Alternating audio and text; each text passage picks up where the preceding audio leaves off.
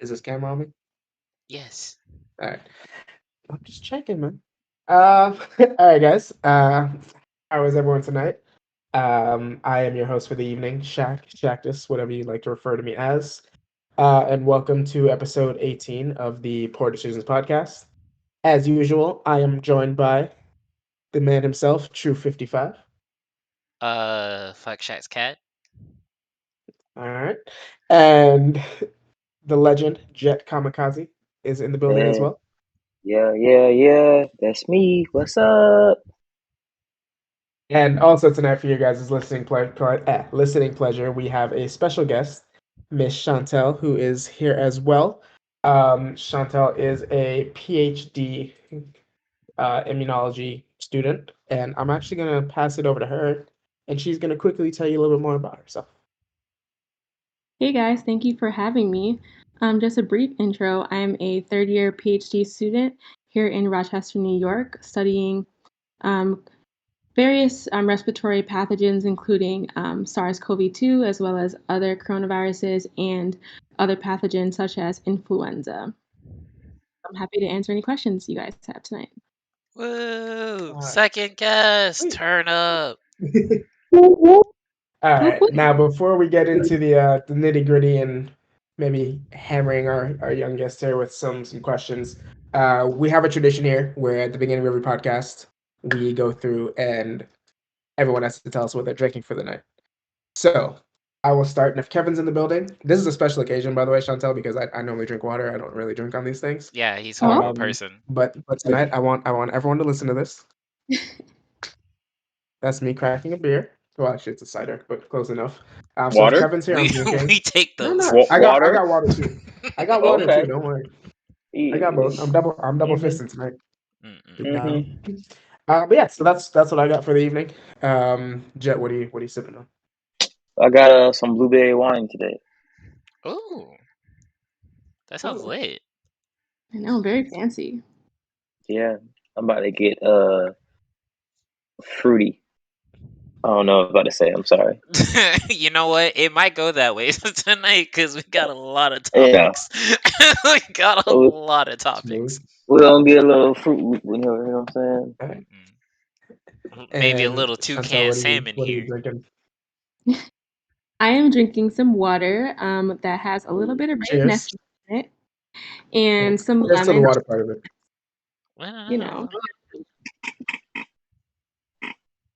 And Mr. Truth. You already know the kid out here being bougie as usual. Um, I'm drinking Zinfandel, 1919 or 2019. You want Toast, you toast, want a toast, toast. straw for your you want a straw for your grape juice?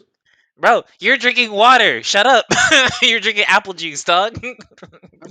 I've been drinking since like 1 o'clock. Okay.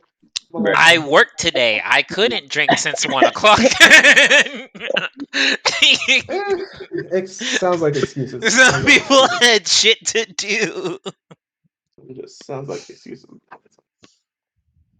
All right, but let's get into it. And not keep talking about my water. All right.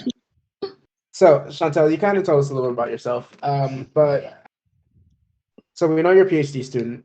What exactly are you working on? So I guess my first question would be what's your specific research project that you're planning on doing? I guess your dissertation eventually. Sure. So just in brief, like I said, I'm studying SARS-CoV-2 and other coronaviruses that infect humans. But specifically, I know that a lot of times, whenever we talk about the human immune response to viruses, we often talk about antibodies. And I think it's because antibodies are probably the easiest thing to grasp conceptually for the public.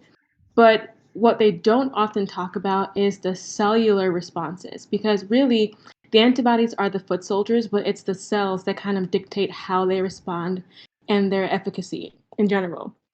So I study the cellular responses and how they kind of drive both antibody responses and like the specific targeted killing of infected cells, if that makes sense.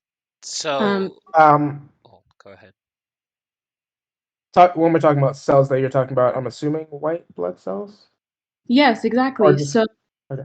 yeah, so there's three main types of white blood cells that I focus on. So I study CD4 T cells, which are kind of like the master regulators of everything. They kind of tell everybody where to go, what to do during these types of responses. And then there's CD8 T cells, and they're kind of like the SWAT team in your body, basically. Their only job is to kill. So you kind of point them in the right direction, and they kill what they're told to kill. And then you have B cells, and B cells are the ones that actually produce the antibodies. And it is the CD4 T cells that tell the B cells exactly what they should do, where they should go. So they kind of are the puppet masters of all these other components. Okay. Perfect. Avery had a question there. I was gonna ask something similar to what you said.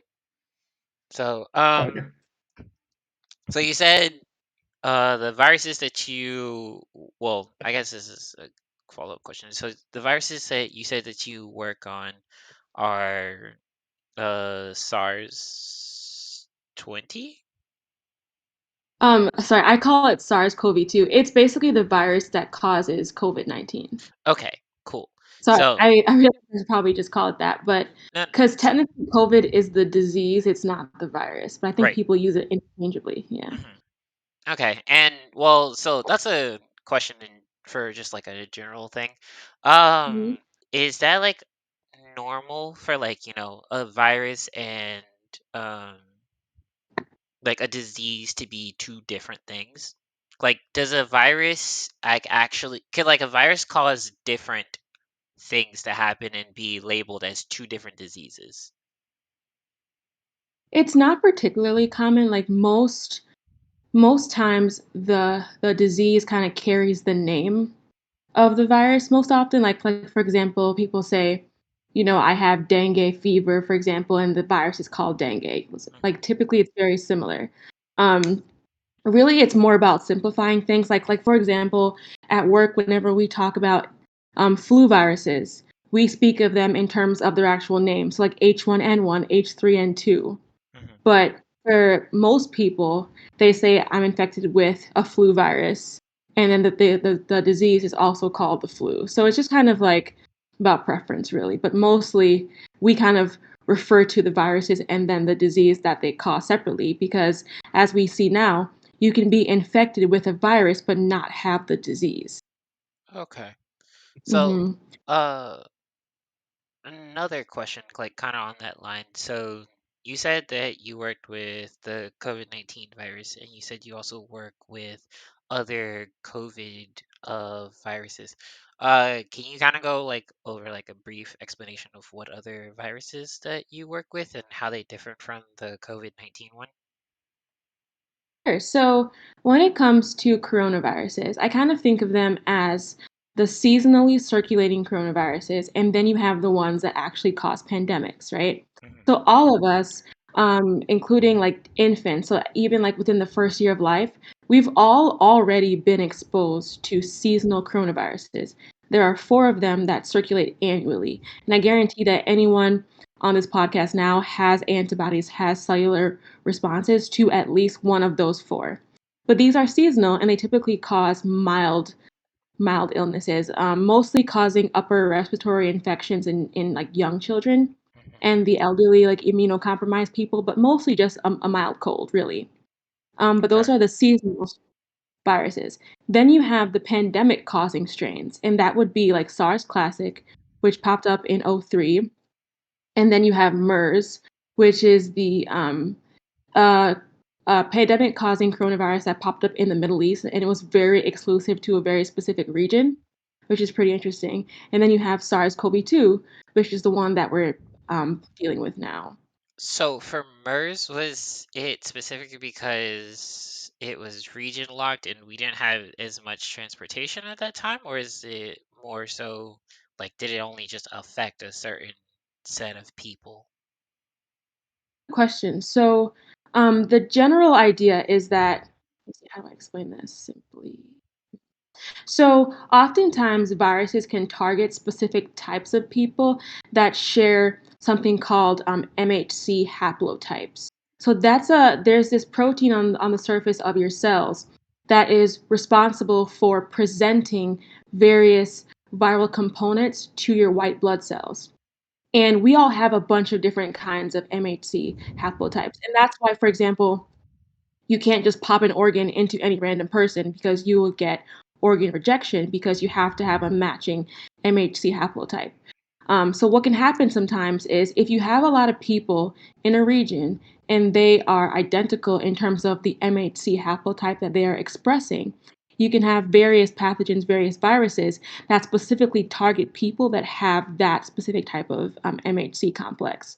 So that's just one of the many reasons why people believe that MERS stayed in that particular region, because the people there tend to be very similar in terms of the MHC molecules they express, which makes them all very susceptible to this one particular kind of virus. So is MHC the same thing as blood type, or is that something different?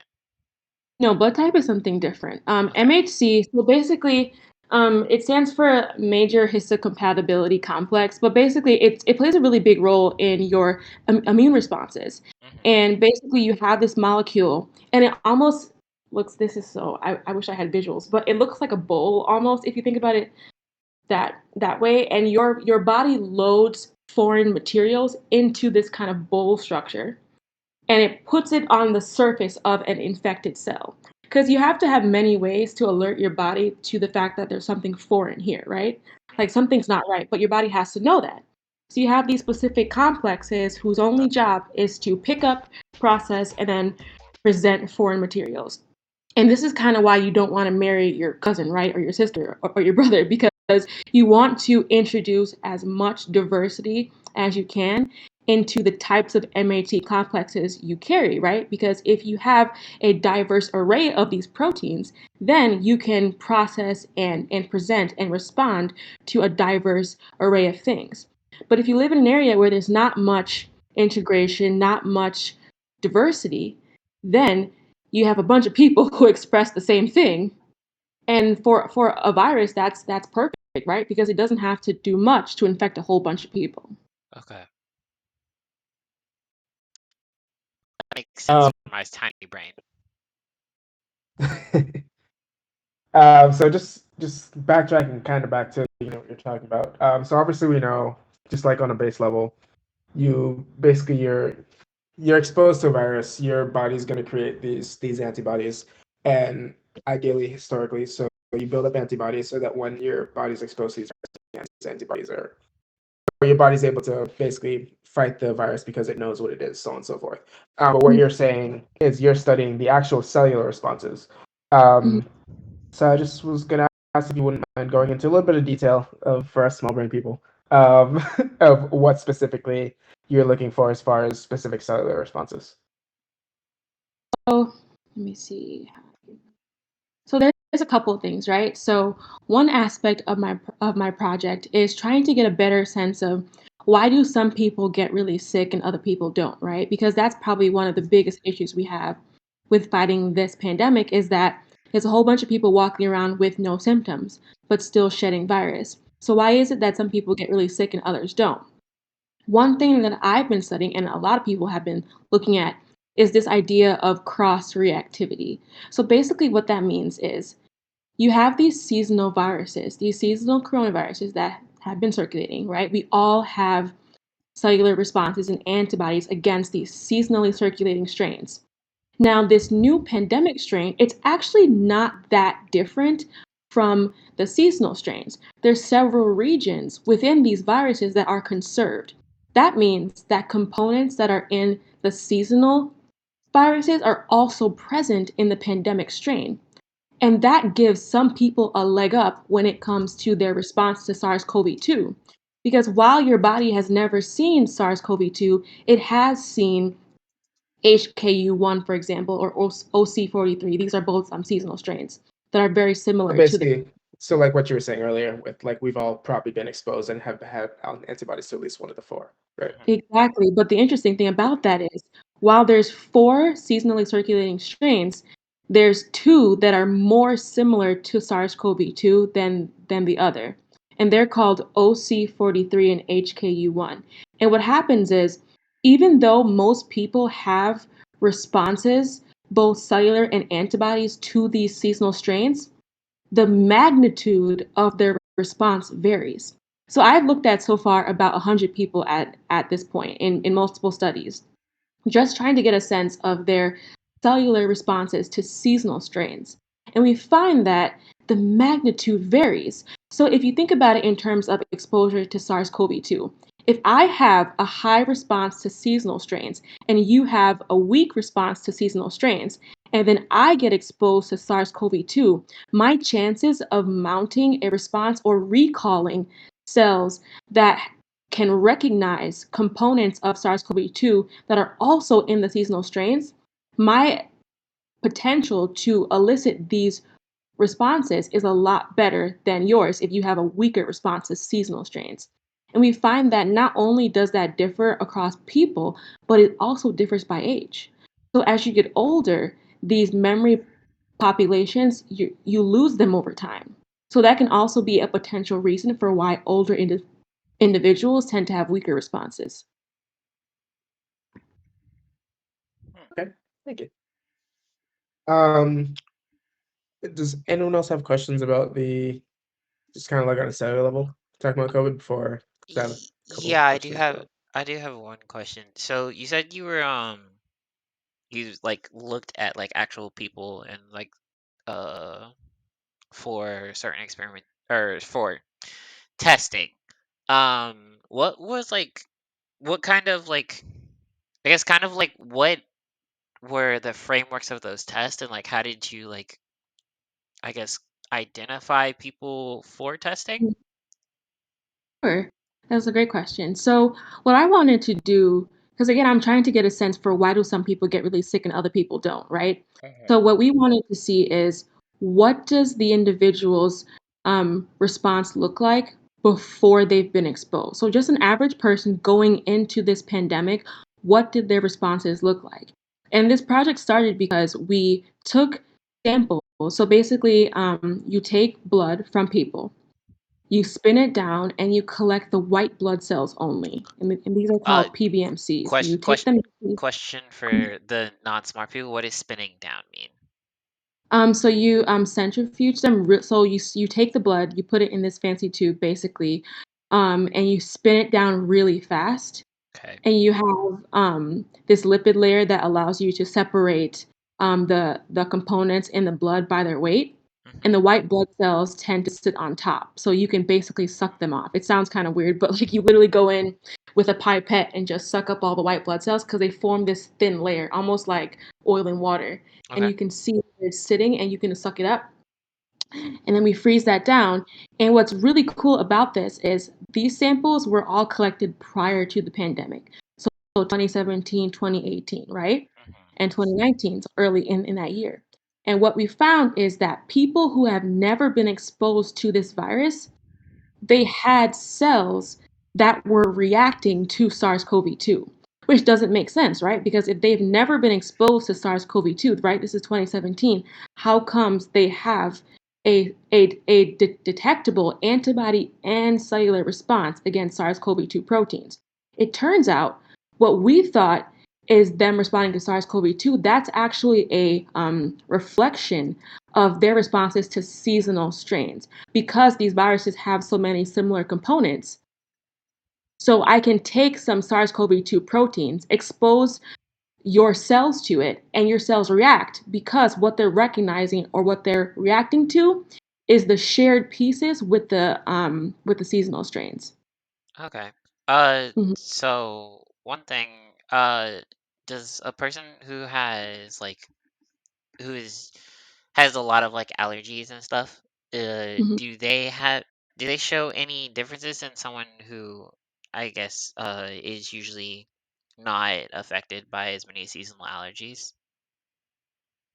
Interesting question. So I guess there's a couple of factors to consider. One, I would say the biggest issue when it comes, first of all, let me say, I don't think allergies would make you more susceptible per se to infection. I don't believe that would be the case. I do think that someone who tends to have seasonal allergies is more likely to be at baseline in a more hyper-inflammatory state, and that will likely lead you to have a more severe reaction to viral infection, particularly to a virus like this. Because again, when it comes to why people get sick from SARS-CoV-2 infection, it's not necessarily the virus itself that gives you the symptoms. It's your body's response. Right. So it's your white blood cells. It's these innate cells and adaptive cells like your CD4s and CD8s. They're all rushing to the site of infection. You're making all these pro-inflammatory cytokines that drive fever, drive tissue damage. So it's really your body overreacting to the virus that drives these severe symptoms. And people who have allergies often also tend to be in this hyperinflammatory state at baseline. So it's surely possible that someone who already is prone to allergies would have a more severe reaction to viral infection, particularly this type of virus. Is that something that you guys actually, well, in your testing, is that something that you noted about like the blood samples that you took? It was like, what is their like overall, I guess, allergic Basically, what the reaction? medical history is. Yeah. So we do take medical histories into account. So for what I do, I have to think back. I don't believe we address, at least like we have the data. I personally have not stratified it by allergies. I know that there are people looking into that. How people who have it's called like hyper IgE responses, how they specifically react to SARS-CoV-2. That's not something that I study, but it's definitely something that people are looking at. But honestly, whenever we have healthy donors come in, we ask them all those questions, so it wouldn't be too difficult to go back and try to stratify Get the responses analytical. by, yeah, like kind of like backgating in a sense and looking back and seeing, do we see people with more elevated responses, and did those people self report having like natural allergies during like various seasonal allergies, things like that. Okay. Has there been, I don't know if you've done it or like maybe if someone else in the field is looking or researching, I'm sure someone is somewhere. But has there been any research into like any, I guess, demographics that have shown maybe more resistance to either the virus or even just like being symptomatic? I don't know if that question makes sense. I mean, obviously age is going to be, older, you're probably going to have a decreased immune response, but like anything else, whether it's gender, race, things like that.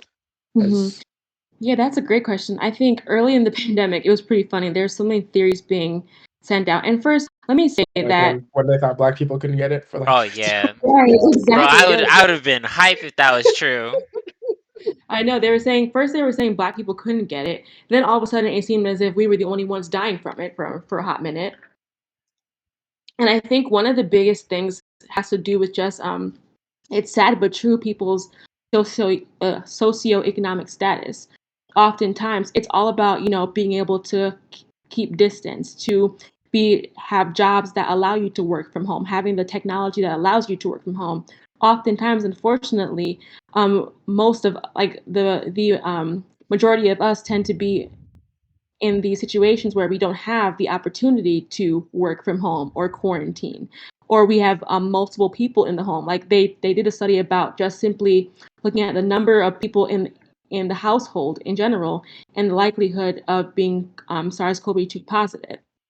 And all these things point to socioeconomic status. So I think there was a point where there's this guy, I don't know his name off the top of my head, but he's pretty popular on YouTube. He has like an afro and glasses. I can't remember his name, but anyway, he had this like hour long. If you remember the name, send it to me and I'll put it in the description. Yeah, because it was fascinating. He breaks down. Well, he attempts. Let me say that attempts to break down this like specific enzyme that somehow Black people are deficient in, and that's why we're. And I'm just watching this video like, sir, no, it's literally just that we unfortunately find ourselves in these situations where we don't have the luxury of quarantining. So I don't think there's any evidence as of this point to state that Black people or people of color are somehow more susceptible to this virus than other people. I will say though, when it comes to sex, it was actually pretty fun. Well, not funny, but striking that males in general seem to have a harder time with this virus, Oh, god and damn we it. don't really know why. It's pretty fascinating. Like first, just looking at the numbers of people, not just people who tested positive, but people who were hospitalized and who succumbed to infection. Males were they were significantly higher when it came to infection rates. And now looking at young boys, I think it's the group, I think 12 and like 12 to 24, like somewhere in that range. They're starting the vaccine trials with young boys, and they found this striking rate of myocarditis being higher with young males. And again, there's no real, as of this point, no real explanation for why that is. What is myocarditis? It's basically just in inflammation in the heart, basically. Yeah. So just It, like you're getting a huge Okay. rush of white blood cells to the heart. Pretty is much anything you that? hear itis at the end of it, it's going to be inflammation, and then Oh yeah, myocardial or myocard is. so Mhm. so yeah, Shaq is also in the medical field, so Oh, nice. What do you do? Medical physics, so basically radiation cancer treatment. So nerdy stuff that Yeah. no one cares about. I used to shoot people with X-rays too. That's so cool. But Yeah, pretty much. another question we had was does the person's reaction to the virus have a hand in how the virus mutates? That's a good question. I would say that viral mutation really depends on two things. The virus wants to really increase its total progeny, right? So it wants to make as many more copies of itself as possible, and it wants to evade you long enough to do so. So viruses typically mutate to increase their overall fitness, so their ability to replicate more effectively or more efficiently. And they also mutate to evade the host, to hide in various places to evade you so that they can replicate long enough without your body recognizing that they're there. So what's fascinating about viruses and why they're such a freaking menace is because viruses mutate naturally. So they have like this, basically they have the polymerase complex, which kind of like facilitates its genome replication. And it's just error prone. So it's constantly throwing in mutations. And every now and then, you'll have a mutation that makes the virus worse or makes it defective, and that virus just dies off, right? Mhm. Or sometimes the virus acquires a new mutation, and boom, this new mutation actually makes it more fit, actually is a beneficial mutation, and it keeps that mutation and passes it on. So for example, this virus has a spike protein on the surface, and this virus does not want to be recognized by your antibodies. So if you have a site on the spike protein, this surface protein, and this virus finds that every time it enters someone's body, it gets neutralized. So these antibodies are binding it and it's getting eaten up. And suddenly, this error prone polymerase introduces a new mutation. And now, this random mutation happens to allow this virus to evade antibody detection. Now that virus can enter your cells and replicate, and boom, you have a new virus. And if this keeps happening, and there's enough differences, you get a new strain. And that's what keeps happening. Every time, it's called antibody mediated selective pressure. Anytime you have these targets again and again and again, the virus is like, oh, hell no, I have to find a way to get around this. And eventually, it gets a random mutation that happens to be beneficial, and it keeps it. And that's why this keeps happening. Okay. Mhm. So so I know you said Can that we? go ahead. Oh, I said Good. no, go ahead because I was gonna go to kind of like the next set of questions. Yeah, I was gonna probably do the same. So you go for it. So I was gonna say, I was like, so I know you said that you work with mainly the actually human cells of it, but Mhm. with all the things that you have learned through like your testing and stuff, how do you feel about um all of the vaccines and stuff? Because I know a lot of people have issues with the vaccines for multiple reasons. Some people say religious Mhm. things. Some people say, "Oh, I just don't want to take it because the process was too short for Mhm. getting them out." And then other people think that there's complications that haven't been fully fleshed out that could But happen they're later in they're life. putting chips in us too. Hmm. They're putting chips in us too. Oh Hopefully. yeah, Bill Gates. Yeah. Oh boy. Oh Bill. Yeah, Bill Gates and Scuba Snuggles, both trying to chip us. um. Yeah. So you're just kind of asking like how I feel about vaccines, like in general. Uh, well, not vaccines in general. Well, okay, so you know what? Yeah, Because you're an I can frame immunologist, it. I I I do have like a vaccine question with like a quantifiable.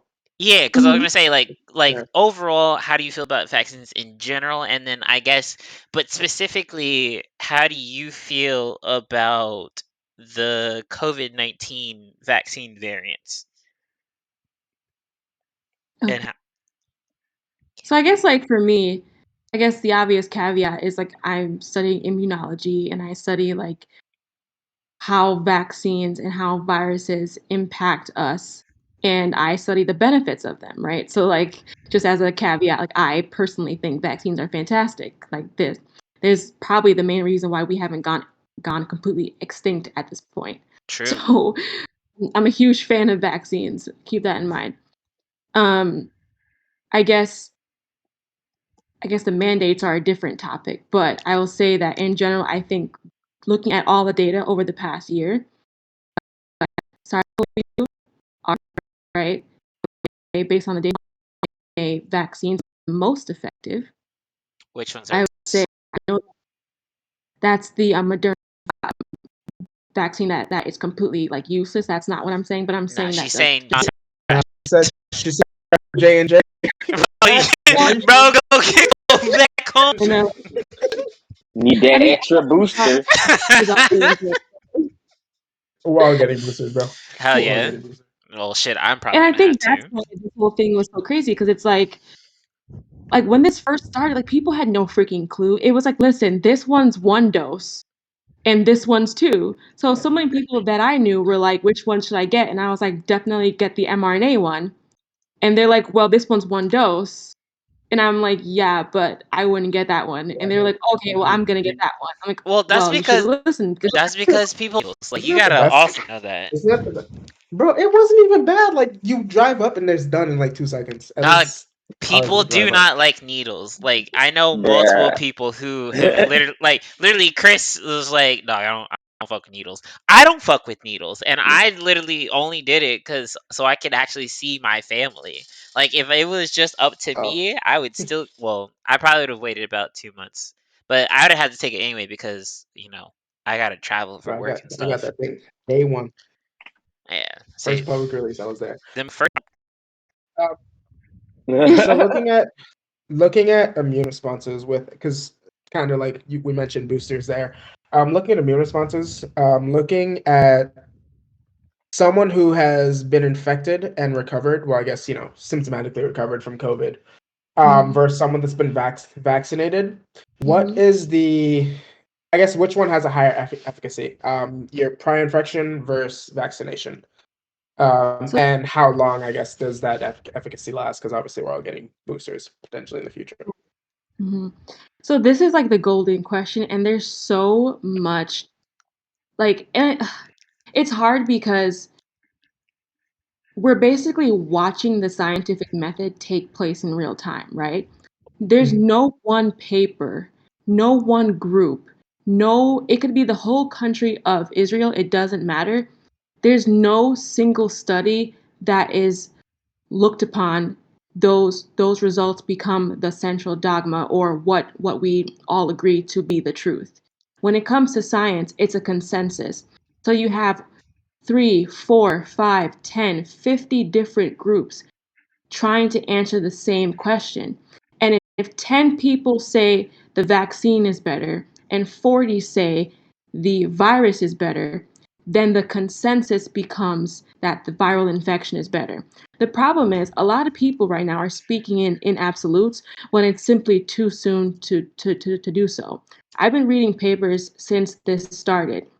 On top of that, we have weekly meetings at our hospital with different doctors here that are studying various aspects of this virus. We have international meetings where we hear people talking about what they're doing from England to France to New Zealand to Australia, everywhere to Guatemala. And I kid you not, I'll sit through a 30-minute talk and someone will break down vaccine responses, and then you'll listen to another 30-minute talk where they have the complete opposite answers. I kid you not. It's absolutely absurd. So I'm like, at this point, all I can do is say in general what I've seen the trend is, but I don't think we're going to have a true answer on that for another 5 years, to be completely honest. I think that the vaccine responses are different than the viral responses, because there's a couple things that you have to think about, right? When you get vaccinated, where is the vaccine being administered? Mission. It's in your arm, right? Do you get Yeah. COVID in your arm? Like do you get SARS-CoV-2 infection in your arm? No. No, right? You get it in your lungs, I right? mean, unless you're a Right. little freaky, you might Right. find some way. So there's Yeah. so many Generally, you're different going to be inhaling it. ways here. Yes. So you have to think about the fact that when you get infected, all of that antigen, all of that virus, it's replicating in your lungs, right? So you have these specialized cells that pick up the virus and traffic to your nearest lymph node, your draining lymph node. For your lung, that's your mediastinal lymph node. They go there and they activate naive T cells and B cells there. And those cells, there's this licensing that happens. These APCs act as a GPS almost. And they say, hey, just so you know, this is what we need you to go fight, and this is where you need to go back to. So these antibodies, these T cells, these CD8 cells, all these different types, they home back to your lung. And after they help you fight infection, you have a pool of memory cells that take up residence in your lung long term. Not only that, but you have IgA antibodies that will now be in the mucosa in your lung. And that's where you want them, right? Because if you're ever exposed to SARS-CoV-2 again, you have the memory cells there that can be quickly activated within 24 to 72 hours. You have antibodies there that can neutralize on site in the lung. And that's the ideal, right? Now, vaccines are very different, right? With the vaccines, you're getting it in your arm. Now, that's not useless, right? What's happening is your draining lymph node's going to be in your armpit.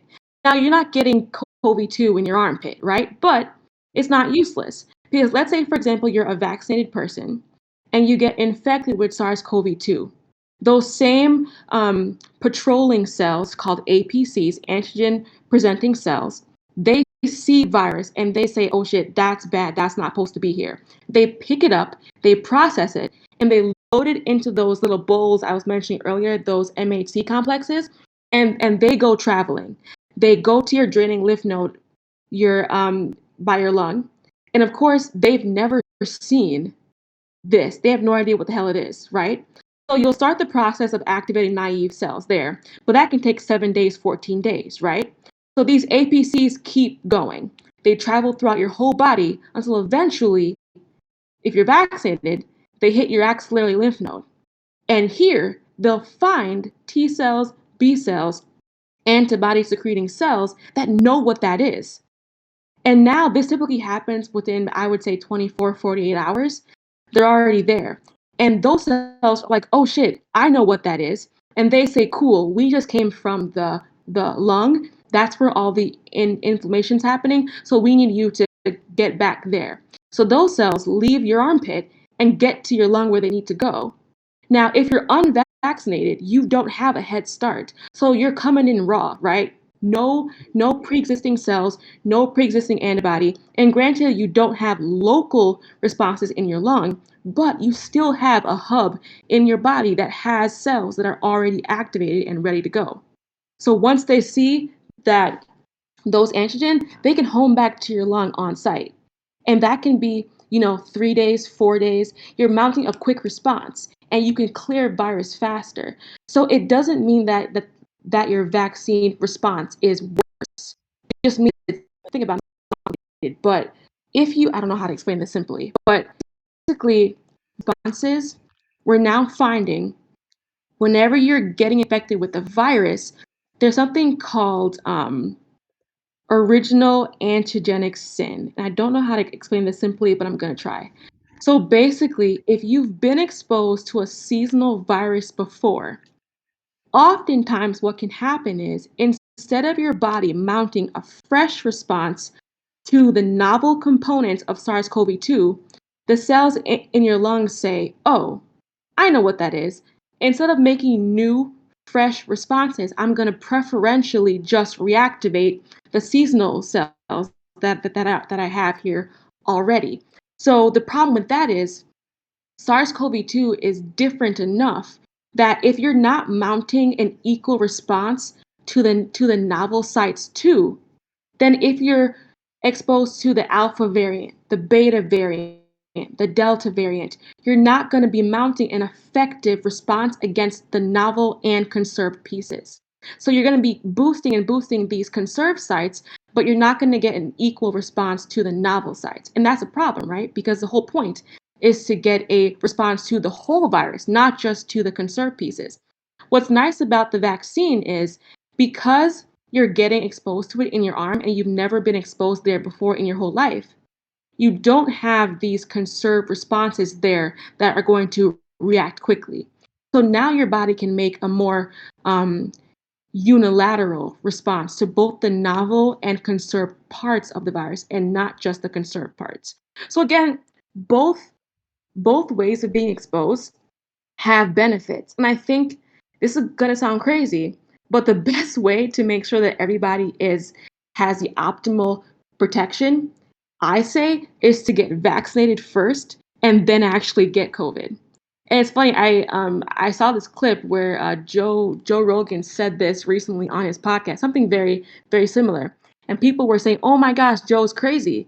But I'm like, from a scientific standpoint, he's not wrong. Mm. At least in that context, like it does really make sense to get vaccinated first and then infected, because then not only do you get these responses to the novel and conserved pieces, but you also get local responses in your lung as well. So you're basically getting your primary local response and then a secondary response, almost like a second wave. Exactly. And then the thing is, vaccine, it's not in your lungs. And people are like, what frustrates me the most, and not to get on my soapbox, but You know what what? frustrates Live me, your best life. it's just like, honestly, Abe, it drives me nuts because it's like, there's so many people that I know, specifically nurses, and I don't know if you guys want to touch on this yet, but I know so many nurses who had SARS-CoV-2. They have been infected with the virus. They had the symptoms. They got COVID. They quarantined and they recovered. There's no scientific evidence right now to support that those people are somehow more of a danger because they were infected and not vaccinated. And just like if you have a vaccinated person and you're saying that I want all my nurses to be vaccinated because I want to make sure that they all have a baseline response to this virus, if that's the point, if the true point is to maintain public health, then why isn't a person who has already experienced natural infection, why is that not sufficient? And furthermore, if you really want to prove that someone is protected, because again, there's vaccine fails. So there's people who have been vaccinated and are antibody negative. So if you really want to prove that someone is protected, why don't you offer widespread antibody testing to everybody. Because again, many people have had asymptomatic infections. If you want to prove that everybody has the baseline level required to work, instead of saying vaccinated yes or no and giving people this false sense of security, oh, I'm vaccinated, I'm good. No, babe, you're not good. Why not just offer antibody testing to everybody? Right now, we have data that shows for both vaccinated and infected people, they last for at least 180 days. So have mandatory antibody finger pricks every 6 months to ensure that everybody has enough protection to maintain themselves in the workplace. I don't comprehend why that's not available. because that I would think it. I well, it think it goes requires two back to exactly things. what you were saying. Yeah, it basically goes back to what you're saying earlier, where you're seeing basically socioeconomic differences, and it's basically who's going to pay for that.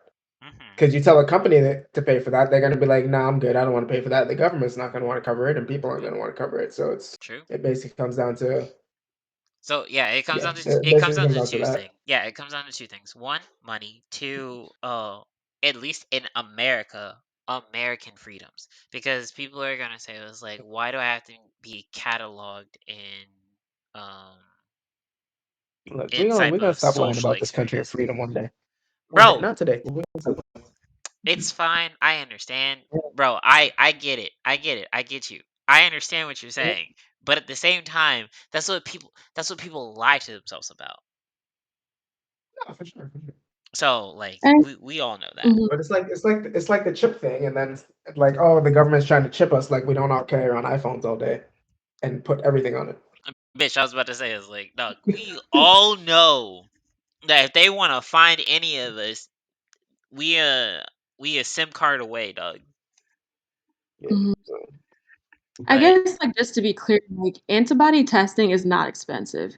And I think, like, literally, I don't even know the exact price, but just based on the assays we do in, like, my lab, it's a lot more reagents to do a PCR and to amplify all this stuff than to simply take a finger prick, create a strip, like some sort of lipid strip that has SARS-CoV-2 spike-specific antibody conjugated to the strip, let the blood drip down the strip, and give you a quick yes no.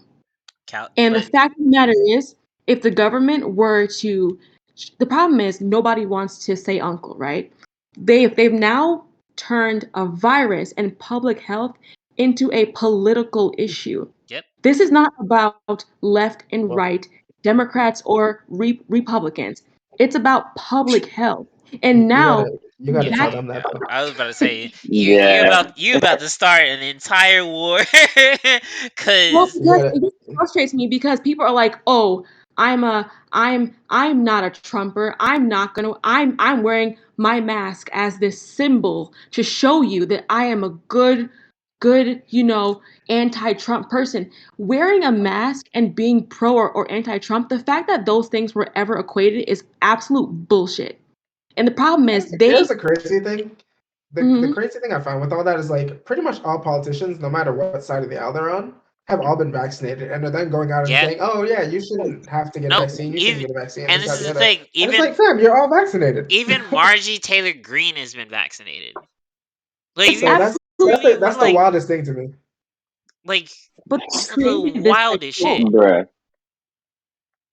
But it's like it's just all political nonsense where they're just trying to get their base like to relate to them, and so they're saying, "Oh yeah, do this, don't do this," whereas they're doing something completely different, and that's Yeah, that's but crazy to me. that's the thing is they have to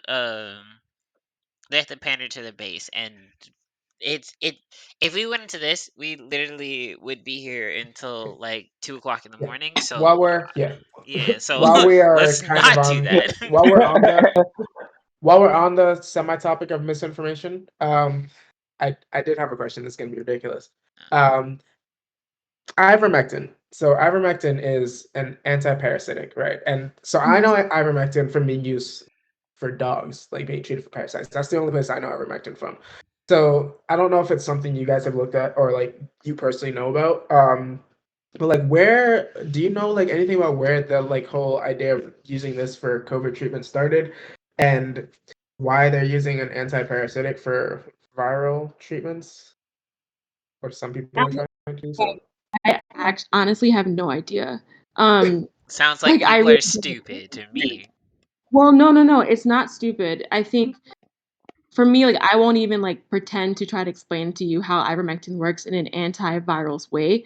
But all I know is that there's a lot of papers that have demonstrated the antiviral potential of ivermectin because it's basically a antiparasitic. So it drives responses that are targeted to remove parasites. And oftentimes, and again, this is just me like pontificating based on what I know about anti-parasitic drugs. You want to get like a lot of granulocytic cells that can secrete various cytotoxic agents that can help to drive out these various parasites, right? That's how many of these kind of drugs work. So I would imagine that you probably need a higher dose, but if you have a higher dose of the ivermectin, it likely is able to also have an antiviral effect. So it has a lot to do with dosing. I think like in terms of people calling it a horse dewormer or like referring to people who are using ivermectin as an antiviral drug, I mean, I guess I don't understand where this like animosity almost comes from because it's almost like a ha Politics. ha ha situation where like, oh, you're so stupid, you're using this drug when it has been prescribed to fight other drugs. I think that other viruses. The dosing is different for its use as a parasitic, but it's used in humans. And another point, like just because a drug is used in animals doesn't mean it's not used in humans. Like people don't realize that there's like animal Tylenol. Like there's I give animal I give my ibuprofen. dog antihistamines all the time that Yeah, like we they use. have like You can give Buford. your dog Benadryl actually. Yeah, Yeah, exactly. So but it's like, oh, this is some animal pill. Guys, most drugs translate to animals. It's just a matter of dosing. well, I mean, And it has well, to be we literally do most experimental drugs on animals before we On start doing them animals. on, yeah, testing. So like, Yeah. the chances are anything that works on us in most Mhm, situation works on some type of animal. exactly. And it just has to do with dosing. And again, viral are basically just tiny parasites, honestly. Because if you think about it, they are codependent on us to survive. So more than likely, it has to do with to have this response. Insane to be using this. And people are like, oh my gosh, why would you rather use an antiviral versus getting vaccinated? To me, that's a good question. But also at the same time, it's like, and again, I know people will hate me for saying this, but You a know what? drug has a Let half-life. people hate you. Well, the key here is that drugs have a half-life. So this drug isn't going to be in your system forever, right?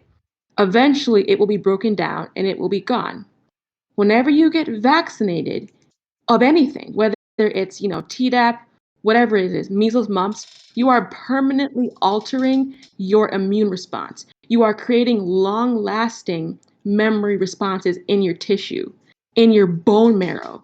This is a long-lasting response. So whenever people are, worried about that or concerned, I never make fun of them. I never make people feel stupid because these are valid concerns. A drug has a half-life, a vaccine doesn't. And once you get vaccinated, you are forever shaping or changing or altering your response.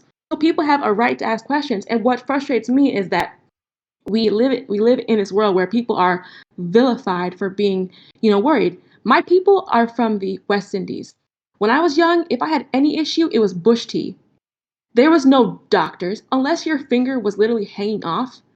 My grandma's making tea and we're gonna figure this out. So Well, I've never make people feel bad for wanting to seek other options before seeking like Western medicine. so but here's the thing, like, and this isn't like, so we not whole just take some tea and pray pray on it, but like even like a lot of like southern um states like Texas, I know probably Chris has the same thing. It's like, yo, you get sick you got the flu, Robitussin. You got a sprained knee, Robitussin. Like they was dropping Robitussin for everything. Like that shit was like your Lord and Savior, and they just said, you We know what, give we him some drink we Robitussin. drink tea, bro. That's because you're That's also an that's islander, bro. yeah, Like, bro. We drink tea. Or Vicks on everything. yeah. Oh my god, man! I used to get caked on with Vicks on my chest. That That boy used to be shiny. so shiny. I don't know. I just feel like we live in this world where people are I mean, obviously there's the one side that's like, so married to these weird beliefs because they have this like identity that's wrapped up in whether or not they wear a mask. That's a completely different issue. Mhm. But I think there's nothing wrong with being concerned about wanting to wait until more people get it.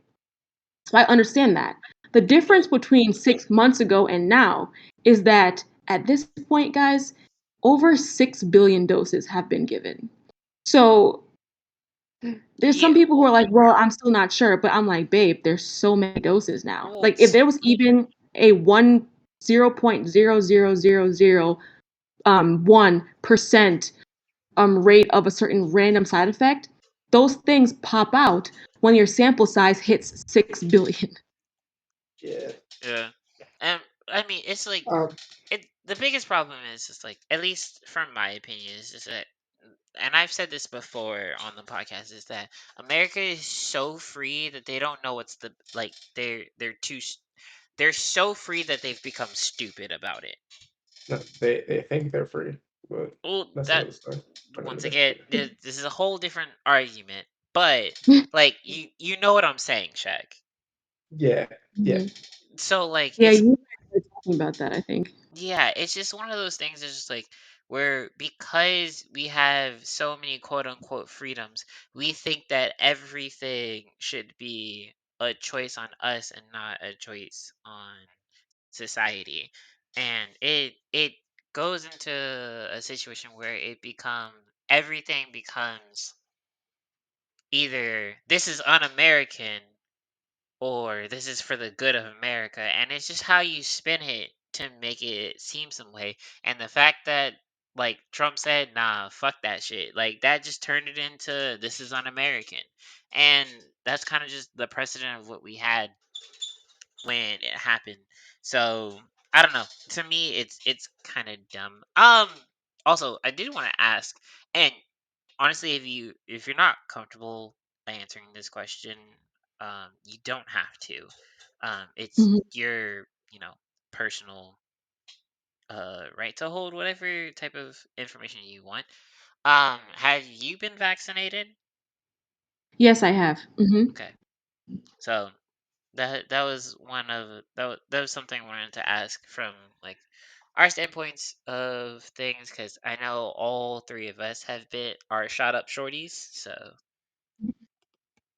And yeah, like my thing is like again, uh, the reason, first of all, I was bullied into being vaccinated before I was ready. And that's that fine. did upset me Us too. because I felt like as a scientist, I have the tools to tease apart a lot of these responses. I read PubMed articles all the time. So I was waiting, like specifically because mRNA has never been used in a vaccine platform like this. Mhm. And a serious cause for concern is that you have these kind of like complexes called pattern recognition receptors in your body, and they kind of kickstart your inflammatory responses, right? Well, And so proteins. I'm sorry. Go ahead. no, a bigger thing about like, and this is a thing, and with like African Americans, Caribbean Americans, Black people, um, is that I feel like as a whole we are significantly more skeptical about like new introductions of medicine or new medical techniques or anything like that, for the Mhm. sheer fact that like a lot of and I think it's even, well, I don't think it is worse for women of minority women, because of the sheer fact that usually what gets pulled for most new age medical procedures are men, and the main demographic is white men, and then it like stems from there. So you get white women and then other males of different races. Is the last people it goes to are women of different race of minority races, and a lot of the times doctors are even told that, like, at least specifically for like black women, is that they are more tolerant and more resistant to things, so you don't have to always treat them the same way that you would like another person.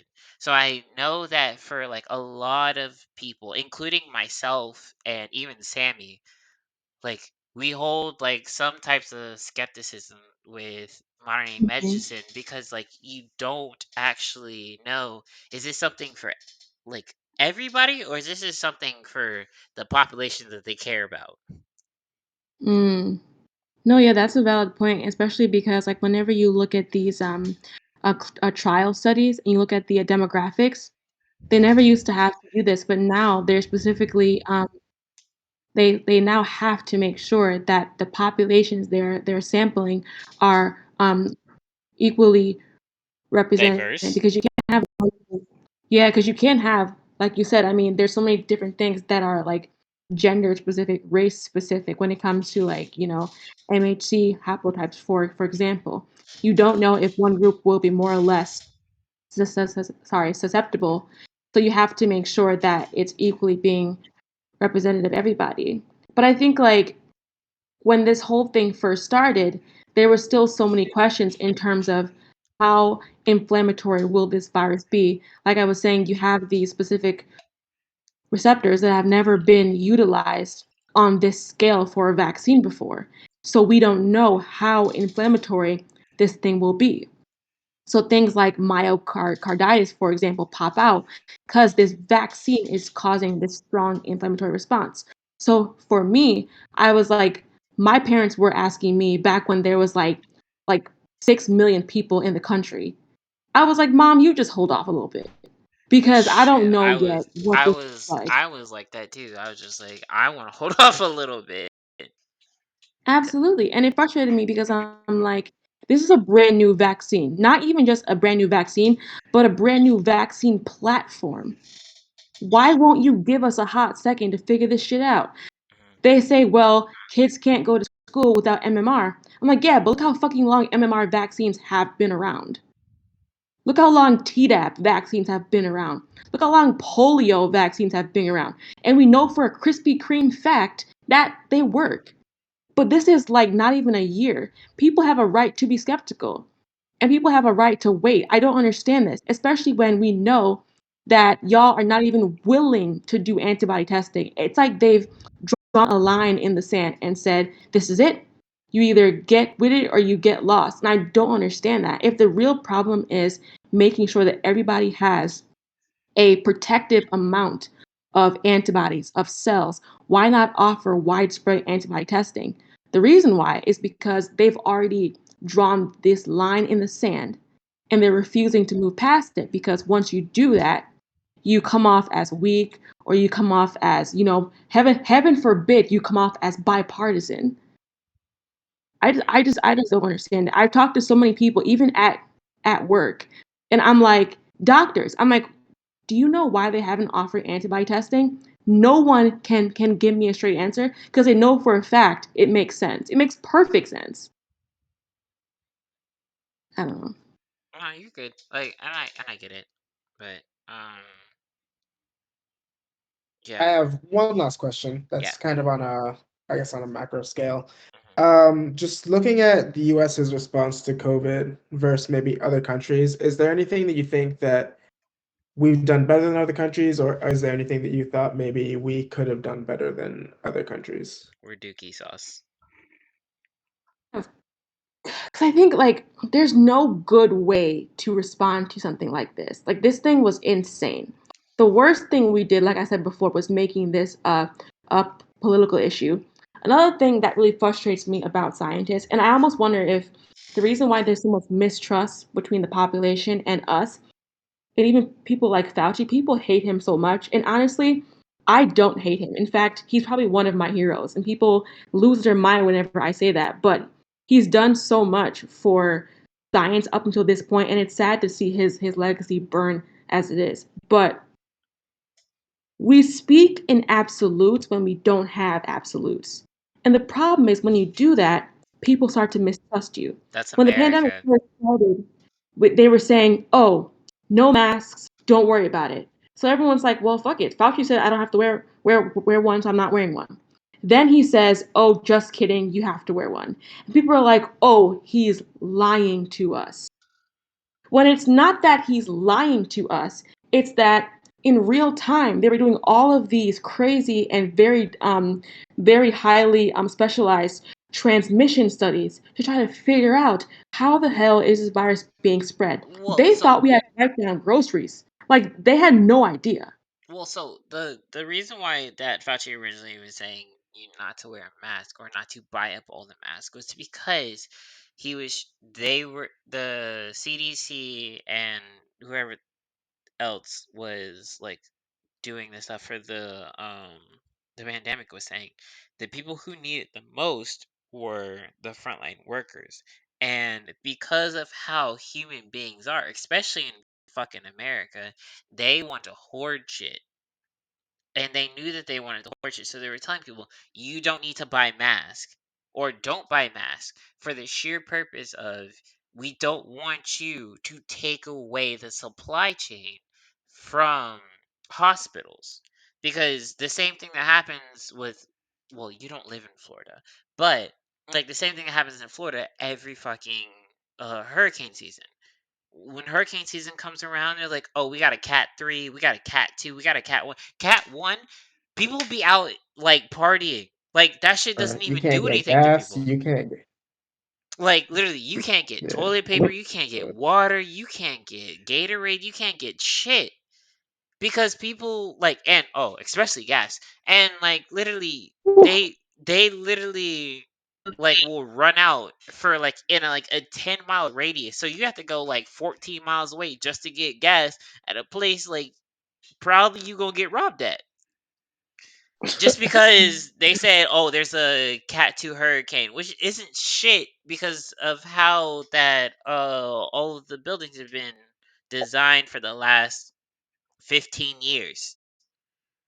So it's one of those things is like because they knew how American society or human psychology worked. They said, "Do not go and just hoard on masks because we're trying to make sure that there's still supply for frontline workers." And the moment they say it's like, "Okay, now that it has spread to a significant area," they're saying, "Okay, you should get masks because and you should wear them out in public areas." Honestly, Avery, that's extremely upsetting to me. Why is And that I'll upsetting? Because that's just because that's America. Well, that's no, human. but So fact you of know the what? I matter is, take that back. I take that back. That is human psychology at a fundamental problem because I feel like that is not just America. I feel like that is anywhere because the moment panic sets in, people stop thinking rationally. And the moment people stop thinking rationally, that's when like everybody's just like goes into hysteria, and hysteria is probably one of the worst things that happen besides mob mentality. But those are two different conversations that we probably should not have today. it's true, but just to be clear, like that was not my understanding of why they told people not to wear masks. But if you're telling me that they knew that masks, this is a problem, right? Because I've never seen Fauci as a villain until potentially this moment. Because if you mean to tell me that they knew that masks would save lives, but they didn't want to alarm people, so they So told them not to wear them so that people would go out through life and go around just infecting each other because we don't want people to buy life-saving masks. No, so it's So not. you're It's lying to people to avoid a rush on masks. So people are walking around killing each other so because, wait, because, wait, because wait, wait, killing wait, them? wait, wait. Two things. One, they were. It wasn't that they were trying to. What's the best way to say this? So it wasn't that they were lying to people because they said you shouldn't go and hoard mask. That's what they said, and they said it was like do. And I don't remember the exact wording they were because it was a while ago. But essentially, Mhm. the reason for it was that they were saying was like to prevent to help our frontline workers who are dealing with the pandemic to make sure that they have a supply so that they can survive, so that they are the people who actually can like provide care to people who get hospitalized. We need to make sure there isn't a mass mandate, or we shouldn't be telling people to just go around just buying masks for any willy-nilly reason. They were trying to minimize, or they were trying to protect the people who could protect other people. And I understand that. I understand, but I also Wild. understand what you're saying. Because like you Because have it's like people are you're like dying. no, but the thing is, like, it's gonna be the lesser of two evils because they still didn't. At that point, they didn't understand how it was getting transmitted. You also how it was getting transmitted, and you also don't know who's gonna listen to you and who's not gonna listen to you. And you know the public fear is one of like the worst things that can happen in our society. Hmm. So like No, more it sense to me. 'Cause I don't think they thought. My understanding, because honestly, Avery, if that was the reason, that's actually really fucked up. Because I it think what was it's really happening was, it's fucked mhm, up, but it's the lesser of two evils, in my opinion. And yeah, and I it's and just I'm like that. and I'm only saying that as a person who lives in a location where at the moment somebody sneezes and says hurricane, like you can't buy anything. Like you no matter how much money you have, if you wait too long, you're on welfare because you might as well have no money because nothing's going to be available because That's people wild. just I feel thinks like that. if that was his reason, because I honestly didn't think that was the reason. I thought because just reading early on, they didn't know how the virus No, was being they transmitted. they knew So they knew that it was airborne for a while ago. Like them, they knew it was an well, airborne not problem. going to be clear. Aerosol.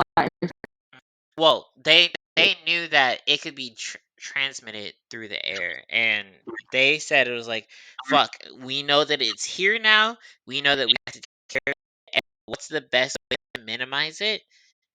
And they made the decision to say, "You know what? If we're going to have a situation where are we going to care about the general public and make it so that the people who it's like the lesser of two evils. It's like what do you do? Do you save the train or do you save the five people who are on the track?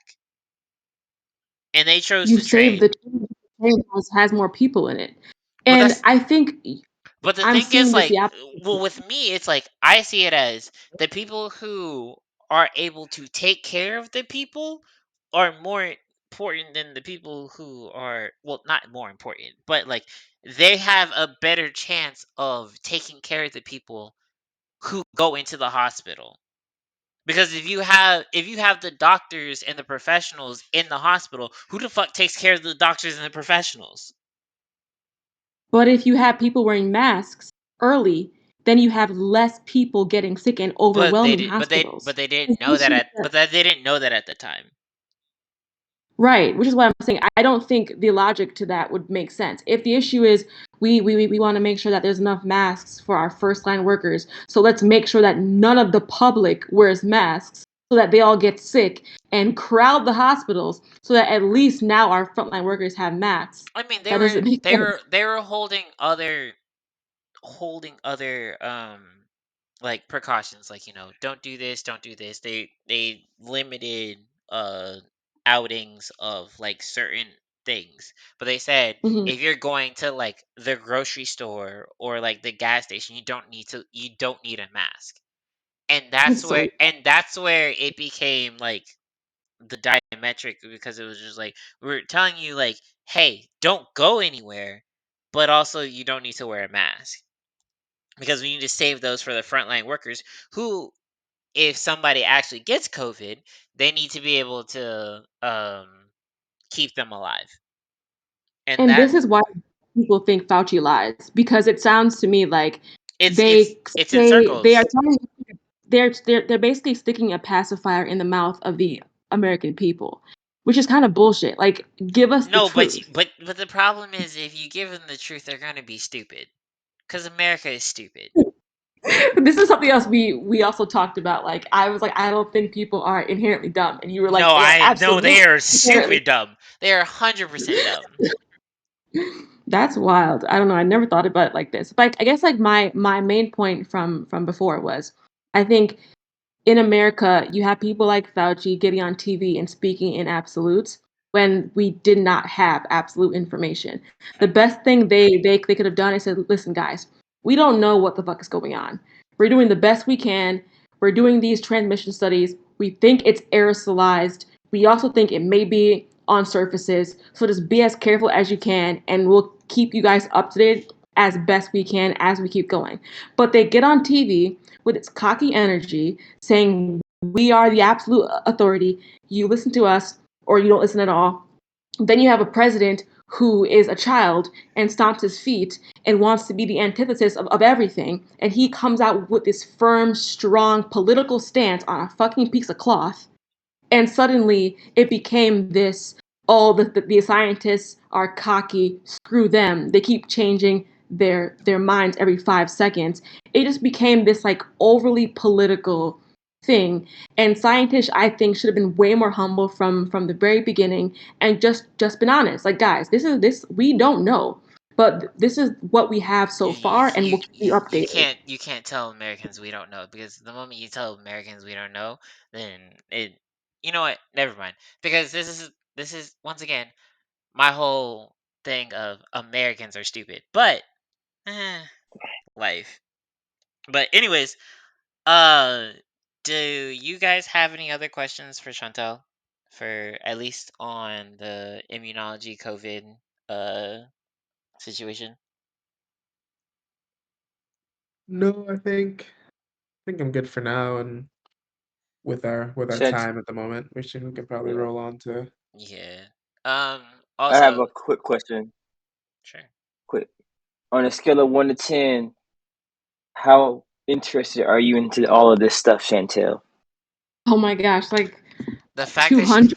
I was gonna say, the fact that I she's been hope I talking hope it's about like it for the I hope it's last a 2 hours. 12, huh? I was I like, hope I it's was a like, 12. bro, She's that Honestly was the crazy first because like question I had for her, bro. I just been listening to her talk this entire time. Like, Bro, I I ain't was said a word. dedicated. I She's was about to dedicated say 4 years of her life to it. I hope hell it's yeah. I was pretty. about to say, it's like, It's pretty bro, important. we had an yeah, hour and 45 minutes of Chantel going off on everybody. What the fuck you think? listen, and you don't even want to get me started on whether or not I think this was made in the lab, because that would be a whole other fun topic. You know But I what? think, oh, Chantel, how about this?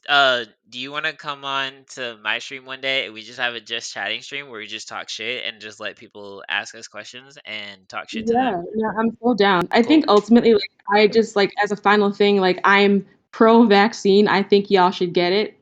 I think it's helpful. I think the data points to it being helpful. I think if you're worried about getting super sick, personally, get it, because it's your best chance to make sure that you don't get super sick. I recently, just earlier today, one of my friends who's my age, 2 kids, passed away from COVID. She's been in the hospital for 2 months. Colin My Powell age, just passed away too. unvaccinated, but she's our age. And I think people think, oh, it's only an old people thing. No, people our age are getting sick. Yeah. So please, guys, anyone listening, if you're worried about it, feel free to like reach out. But like honestly, it's your best fighting chance. And And that's it for me. if She you said have, don't. She said don't get the J&J though. That's nah, what she don't Yeah, said. get the no, J. No, don't get the J and J. ghetto ass. Yeah. Yeah. But anyway, it's the Waffle House of fucking shots. Fact. Yes. Hey. But for real though, yeah, if you guys have any more questions, leave them in the comments, and we will try to answer all of them on the YouTube channel. So, yeah. All right, so moving on, I guess, from our interview. First of all, Chantelle, thank you for coming on and joining us. It's been very Yo, informative. Thank you for spending an whatever it hour to 2 hours, was. how much time it's been with us.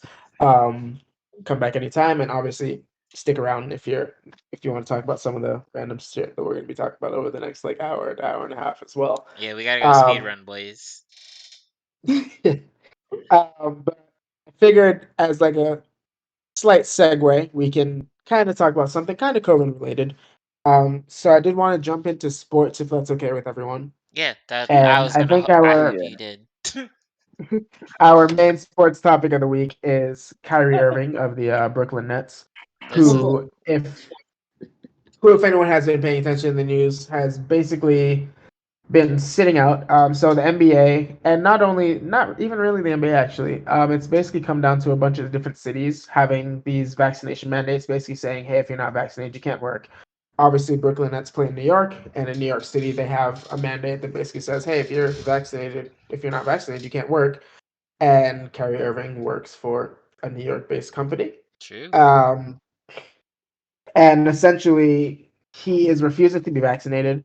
New York City basically said that, hey, listen, you can practice at the Nets facility because it's a private place, and we can't stop that, but you can't play in games in New York City. And then the Nets turned around and said, well, listen, if you're not going to be available for the whole season, because I mean, basically New York and California, a bunch of other states he wouldn't be able to play in, we're just not going to play you. And it's kind of become this big thing where he's refusing to be vaccinated. He did get on Instagram Live and kind of basically say, listen, it's not so much about me getting vaccinated or not, because he basically still said like he's not sure what he wants to do. And kind of what Chantal was saying is like, there's a healthy amount of skepticism that people can have because this thing is so new. Um, but he's basically saying he has a bigger fight, which is basically against personal freedoms, and it's kind of like the American freedom thing where he doesn't feel like people should be forced to get vaccinated if they don't feel like it's best for their family, and be like basically facing either get vaccinated against your wishes versus not having an income, things like that. So that's kind of the fight he's taken up. So I just wanted to, I guess, kind of get your guys' opinion on it, see what your thoughts on were on the whole Kyrie thing. Man, Chris, go ahead. he also thinks the world is flat, so that's where I'm starting off this conversation. I'm like, bruh.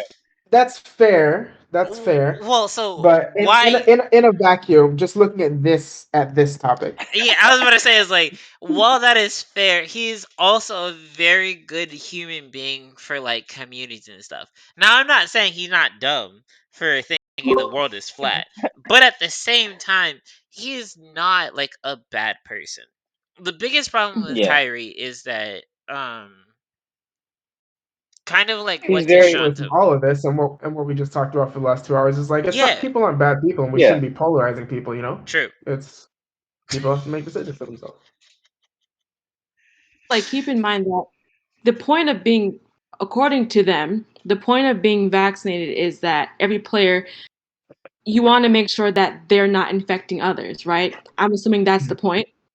But the thing Yeah. is, But like, we know, we know that that's not a true thing just from having the vaccine. correct, So I get where he's coming exactly. from that, but at the same time, the problem for me personally is when um Kyrie Irving went to fucking college. For college, you have a requirement for certain vaccines that you have to take. That's every person Yes. who goes Facts. to college. Like, you can't get out Facts. of those. If you So don't take so those, before you jump in, because I know exactly what you're gonna say, just keep in mind he hasn't said whether he's gonna get COVID vaccine or not. He's literally just said this is very new. And so basically, from my understanding, Kyrie's whole stance is he's picking up the fight for the little guy. It's not because basically he has millions of dollars to blow. He doesn't give a that's shit, that's right? He stupid can though. go without working. That's stupid. Why is Man, it stupid? Because it's picking a fight that he doesn't care about. In the grand scheme But of things. he's literally telling you he cares about it though. by picking this fight. Kyrie could go get vaccinated tomorrow, make millions of dollars, and not give a shit about anyone.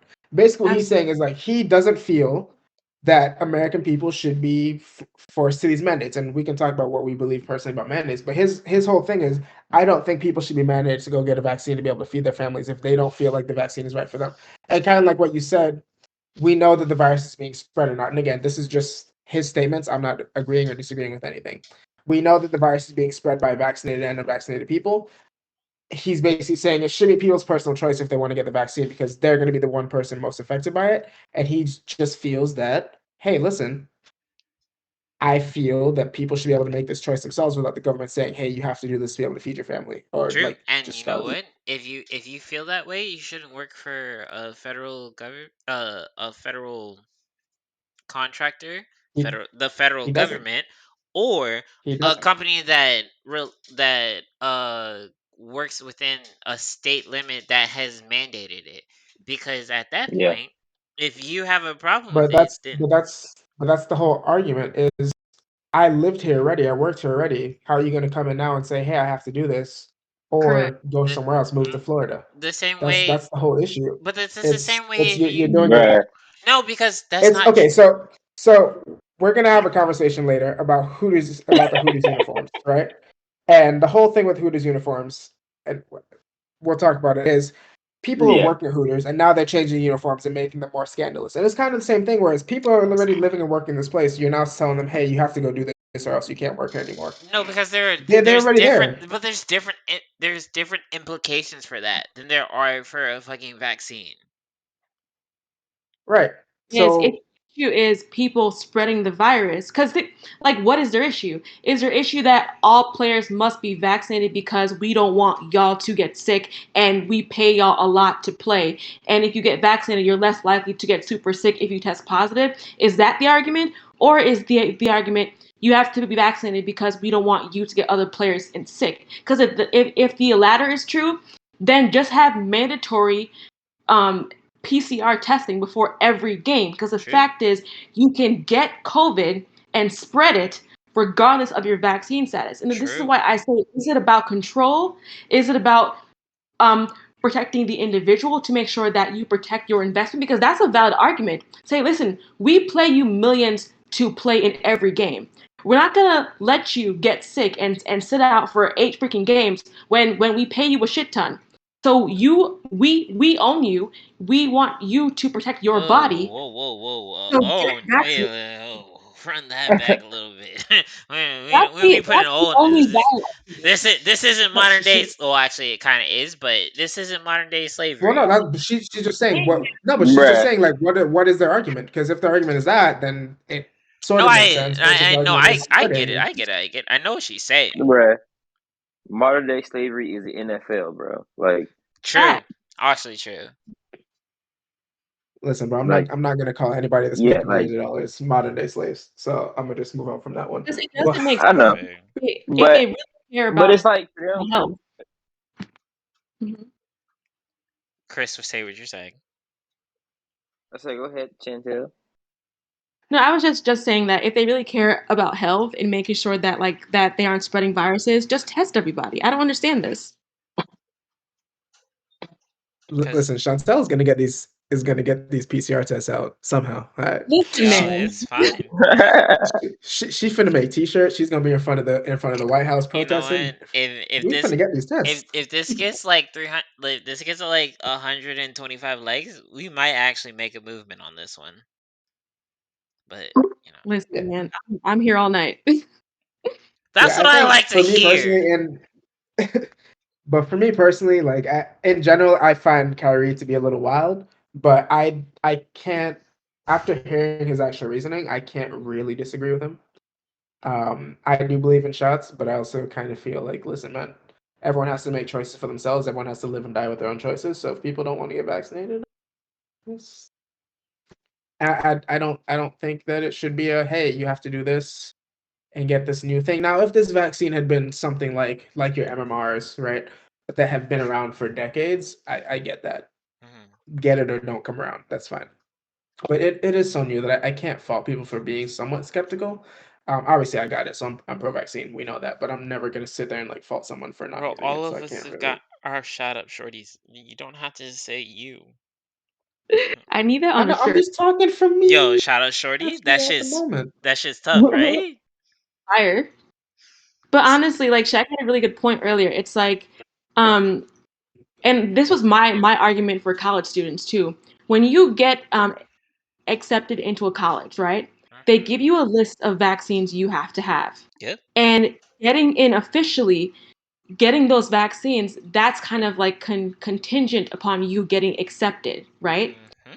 Now that I'm accepted, is it fair that halfway through my college years, you say, oh, there's a new thing and you got to get this too? Do you feel that we've kind of signed this contract at the beginning and I did what I was supposed to do at the beginning? So is it fair for you to change the rules halfway through the contract when I've already done what you told me to do to be here in the first place? I think yes. Because you know what? The same reason why the same reason why, we're just like the reason why we live through fucking lease agreements where they get upgrade where you have to pay more money.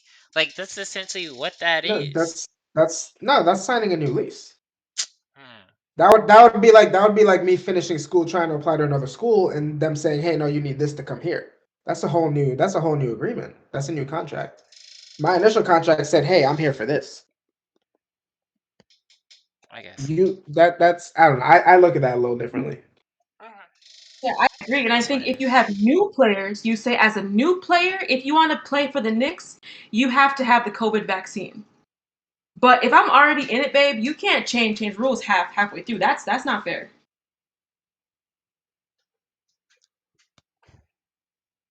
And that's yeah. I mean, hear me out. I fully understand if they were saying if we knew and had the I guess evidence to say like, hey, everyone that's vaccinated is not spreading this vaccine. You can't spread it if you're vaccinated. Have at it. But if it's we're all still spreading the vaccine or spreading the virus, if someone's not getting the virus and they're gonna die, I do agree with the one message in the chat that if people don't want to get the vaccine, they shouldn't be tying up hospitals because that is a big issue. But if I don't think it should be, hey, you can't work if you're not getting the vaccine. But the problem is Personally, that is just like we also still don't want people dying in no, America. we don't. Well, listen, But I'm also like I said earlier, you got to live and die with your own choices. You don't get the vaccine, you don't get the vaccine. yeah, If you die, you die. but the fact that Sounds horrible, you but want to live and die with your choices doesn't mean that people aren't going to try and save you, and that's the problem. Because we have to think about yeah, it on the level of we are trying to and save everybody who that's is. a fair point too. Yeah, so Mm-hmm. like we're because like wasting. I'm not saying waste. Okay,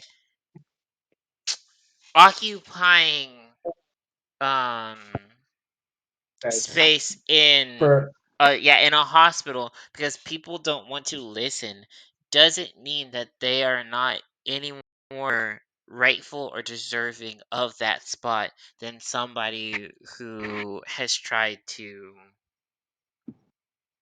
actually refrain from putting Mhm. themselves in bad situations. Granted, even if we morally think that, from a doctor's standpoint, that is not how they think about things. Their thing is save every Well, life they're they not allowed can. to. They have to save everyone. Yep, and I mean, that's they're and legally bound to do yeah, so. yeah, yeah, and that's the point. Mm-hmm. Yeah, So that's a valid point. Absolutely. Because again, think about Italy, right? Last year, they're literally making life or death choices based on hospital beds.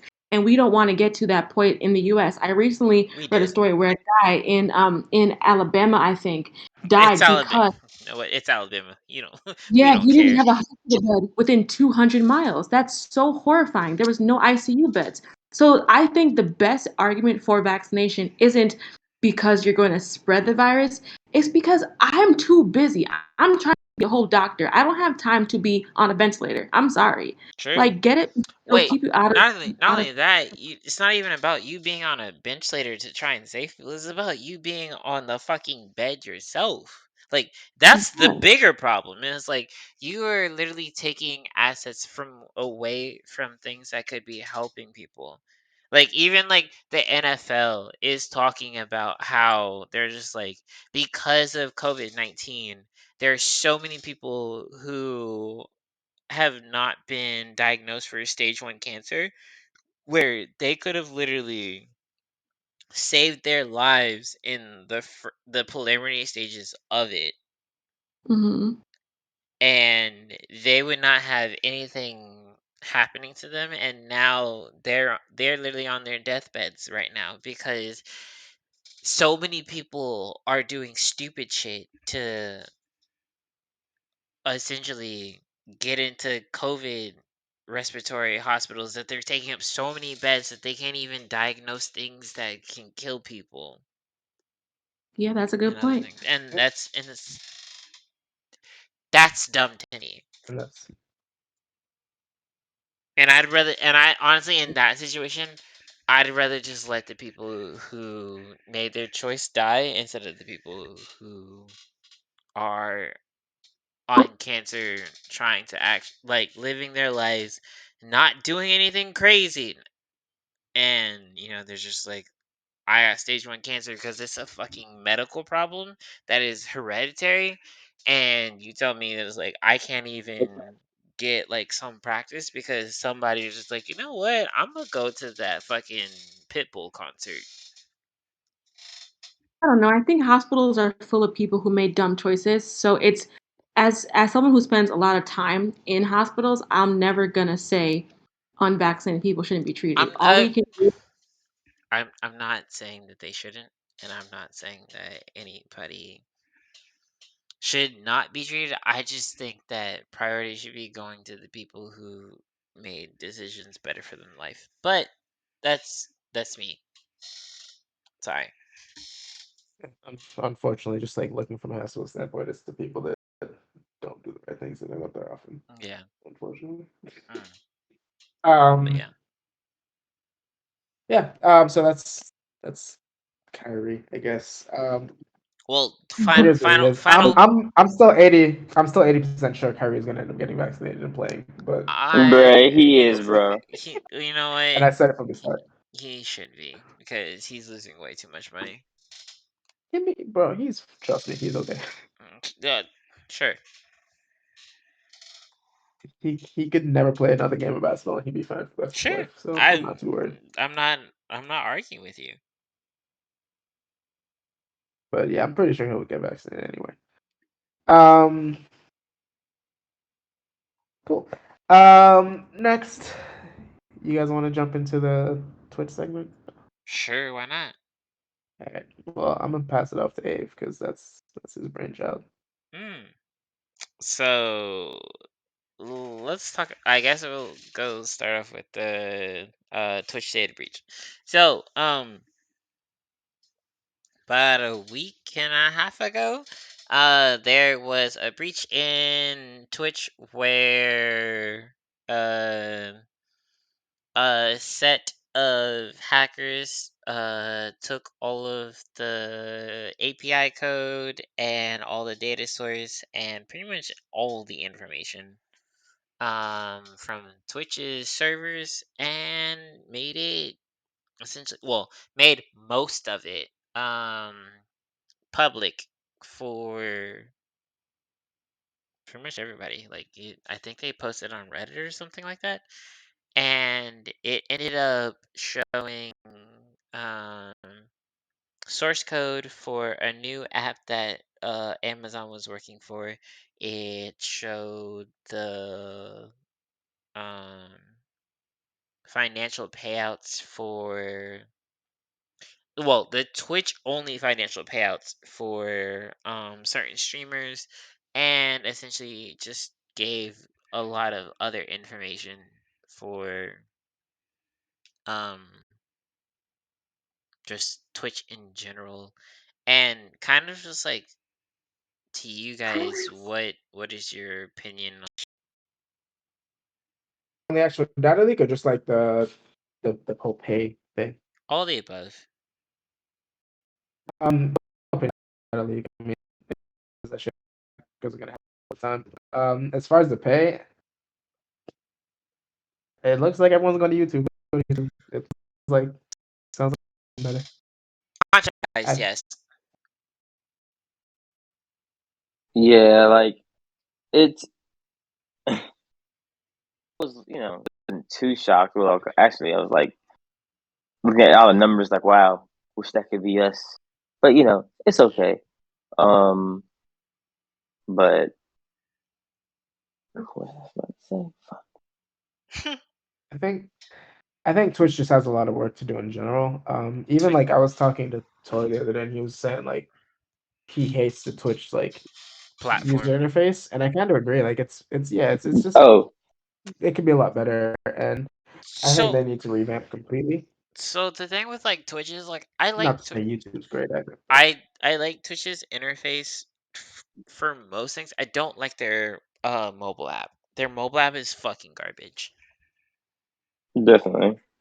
Because like why is it so that like this was the thing like even for Sammy, because like Sammy mostly watches like Twitch on her phone because she's usually working and stuff. So like she only pulls it up and like listens and stuff. And bro, you snitching? The way he said that, bruh, because she working and stuff. Like, No, dang, bro. Just saying. She gonna give me the cutty. On the phone at work. She got time. No, it's literally just saying, just like at this, like she's literally working right now. Like it's fine. Like it's not a big deal. It's Why just you snitching, bro? she's not here. She's in the chat. She was and you snitching. She literally has it on her They're phone. find out at work. I know they're gonna find out that she watching Twitch at work because you snitching. Hey, how about you know what? I might hate you more than fucking Mr. Snuggles, dog.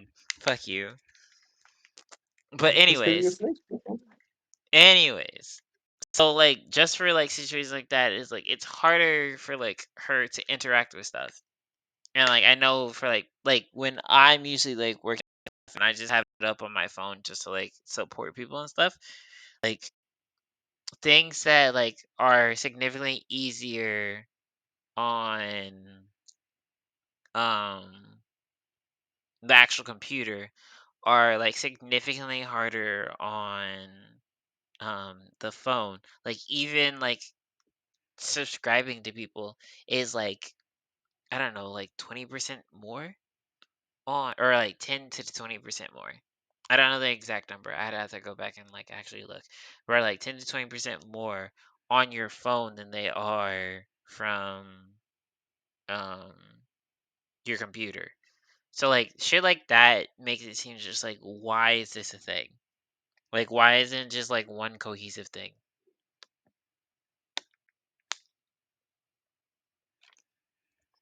So I like things like that, like I really don't get, and it's fucking annoying.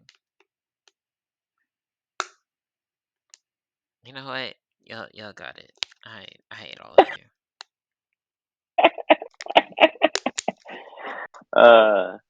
It's alright, bro. But that also kind of like plays into that the people that they can't ban, from that list. Mm-hmm. So that also makes sense to me. Yeah, apparently there's apparently from the Twitch leak there's a no ban list, which that shit's wild. Well, it's not wild. It's honestly it's a business decision. It was like because like if I say the C word, I'm getting banned tomorrow. If Mango says the C word, he's putting it on fucking YouTube and ain't shit happening to him. Why? Because he makes so much more money for the platform than I do. Like, who the fuck cares about somebody who has 146 followers to somebody who has 147,000? I don't even know what his actual follower account is, but that's just for example wise. It's probably higher than that. So like shit like that is stupid. I don't really like it. But, you know, that doesn't apparently some other people ain't on that no ban list. Yeah. Speaking of, our favorite, Sean, our girl, mhm. young Amaranth, yeah. So Amaranth, you know, we talk about her at least. Honestly, we haven't talked about her in a while.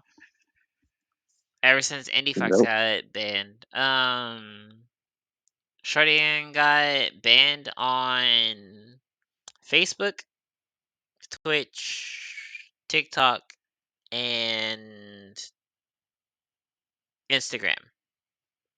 And as of now, she ain't got none of them things back. So we don't know why she got banned. She made a YouTube video about it, and she essentially made jokes about all of the reasons why she got banned or why she may have got banned, which was essentially everything that she's done on Twitch besides play video games. Which she even made her. She's like, you know what? Maybe the next thing I'll do on Twitch is play video games. And she's like, nah, that's stupid. And then promoted her OnlyFans like 16 times in an 8-minute video. So, uh, yes, I watched it. Don't judge me. Um, but yeah, so Shorty got banned, Yeah. and as of right now, we don't know if she's getting any of them back. She'll probably get Instagram back, I assume, but the rest of them, I don't know. So, what do you guys think? Yeah. She be out there on some platform. She gonna make money somehow. Bro, she's still on Twitter and OnlyFans, so she's chilling, in my opinion. But same. Shaq. Good for her. I don't. You know how I feel. So, are you glad she's not on Twitch anymore? I could care less.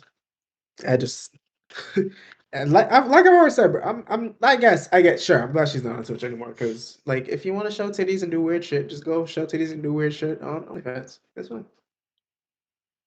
That's all I got. Mm. I'm not Chantel. saying she was showing titties on Twitch, but she was doing weird shit. So go do It might as well have been titties on it. Twitch, but Go do it where the weird shit should be. Chantel probably has no idea who this Amaranth girl is. she does not. To Google it, but I didn't know how to spell it. It's fine. So Basically, this girl like comes on Twitch and does like what they call hot tub such shit, streams, yeah. which is Licking basically the mic. I'm not gonna call anyone a slut. She call hot tub streams and basically like gets in a bikini, sits in a hot tub, talks to people. People can like pay her money to then like write their names on like Sharpie on different parts of her body on stream. She does what they call like ASMR streams, which are like sound streams. So she like might like lick things like next to the microphone to make that like licking noise. Bro, She she also has an literally, OnlyFans, so I'm not sure if she's showing titties over on OnlyFans. no, she Y'all are definitely wild. is. Not y'all. I have nothing to do with it. None of us subscribe to her OnlyFans. Do you subscribe to her OnlyFans? No, I actually do not have an OnlyFans account. I don't Okay. subscribe to anyone's OnlyFans. Okay, cool. Thank God. It's not my vibe. You know what? You know who does have an OnlyFans account? Don't want to know. Scuba What, Bear? Scuba Snuggles. I'd watch. Uh, you watch? Wait, did she say she watched my cat's OnlyFans?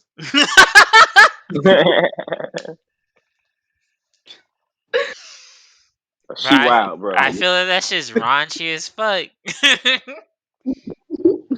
On there eating catnip all day.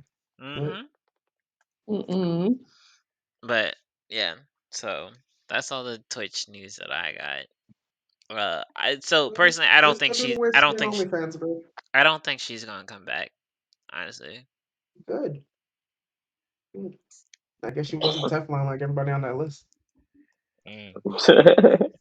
Tragic. Well, she's just not. She's not as marketable. Everybody else has some type of marketability, and she does. Just her own thing.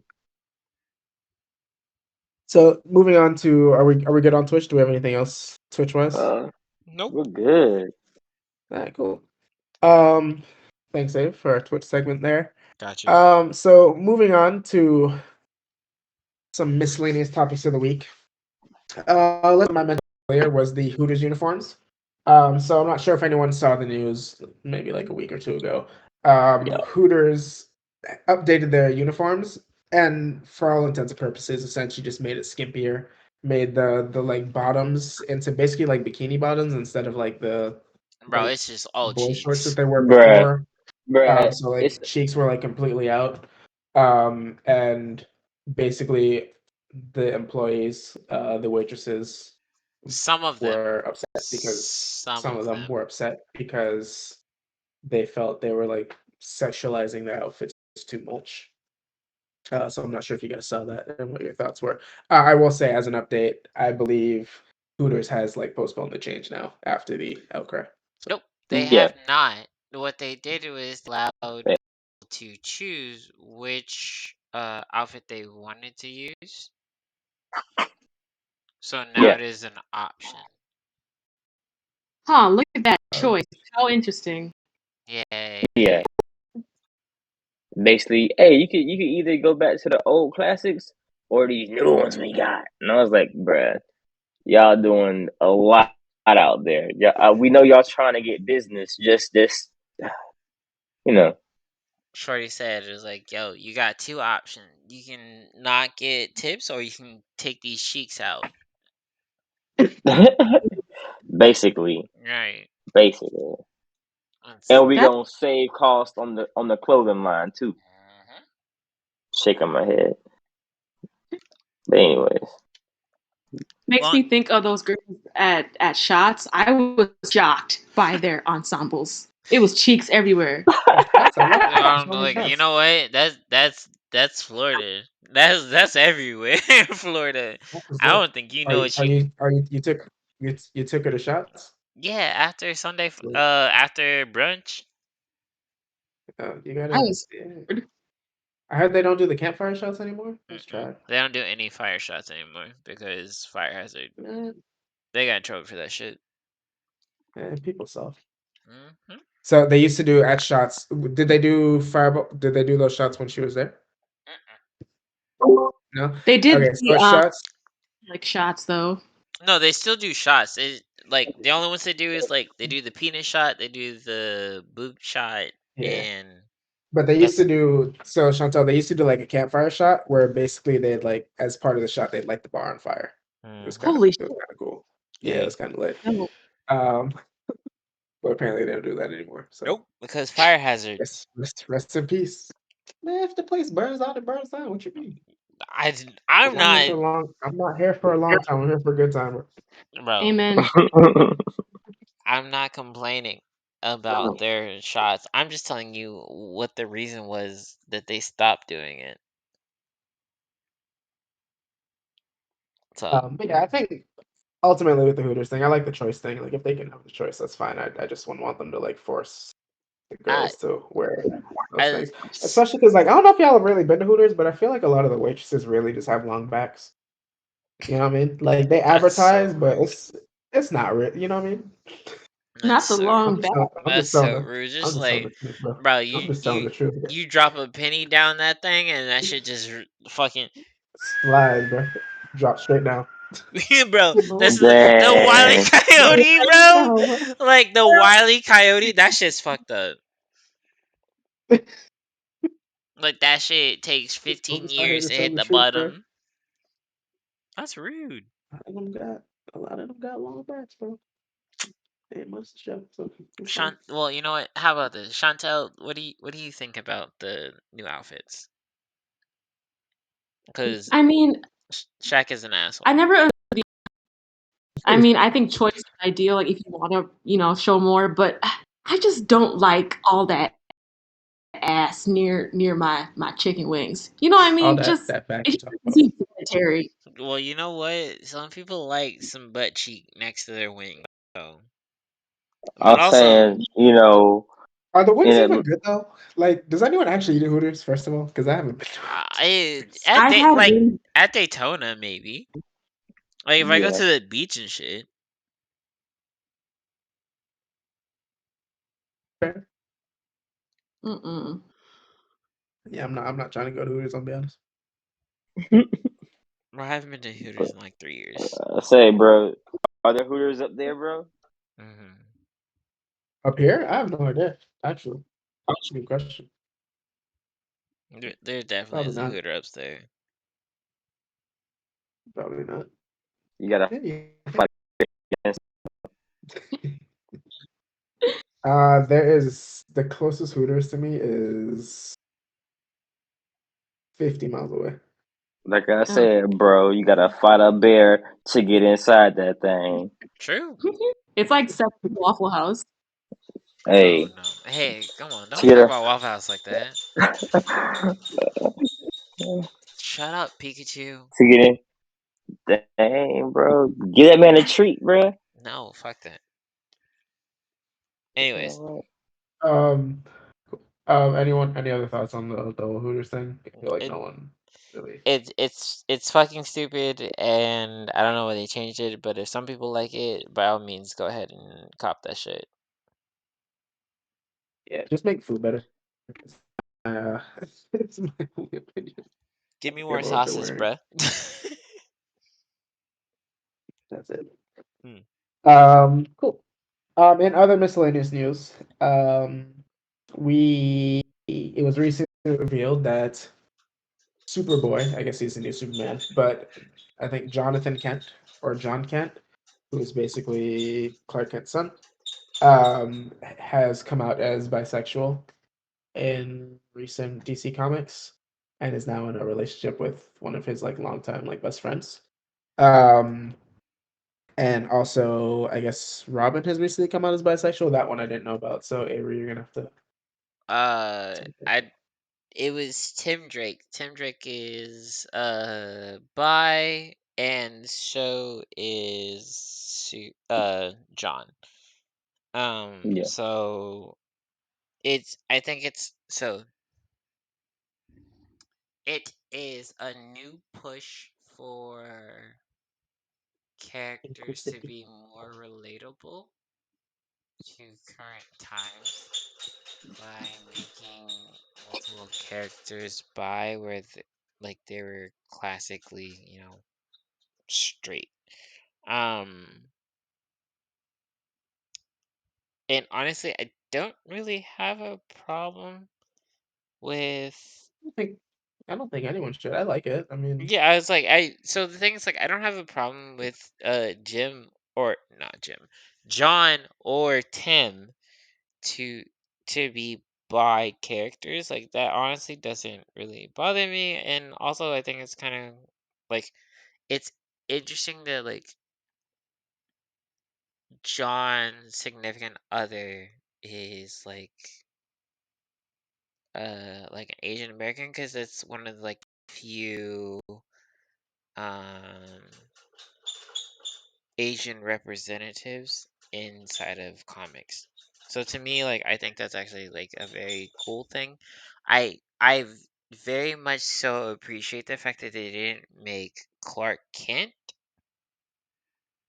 um like, gay or whatever, cuz like I I don't I don't like the idea of changing characters to fit a profile just because you want them to be more inclusive. Like the shit that they do with like Loki is like, oh yeah, Loki's bi now or like gay now.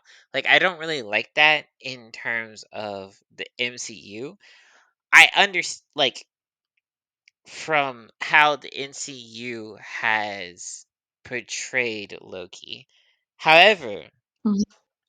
in Norse mythology, like there is a story about Loki literally turning into a cow and getting impregnated by something I don't remember, and Loki is the mother of Jormungand and Fenrir. See, I was gonna say, bro, I actually don't mind them saying that Loki was bi or whatever, because think like they're introducing like variants. So another Loki could be like strictly, I don't like gay people, and then another one's like, I love all gay people. But I mean, like in It, the classic MCU of like what the Loki that we know I from get, Thor. That's where I'm just like, bro, there's nothing that shows that he is bi or I Are you get, gay in I get any what of it that. is saying. He does yeah, have a vibe.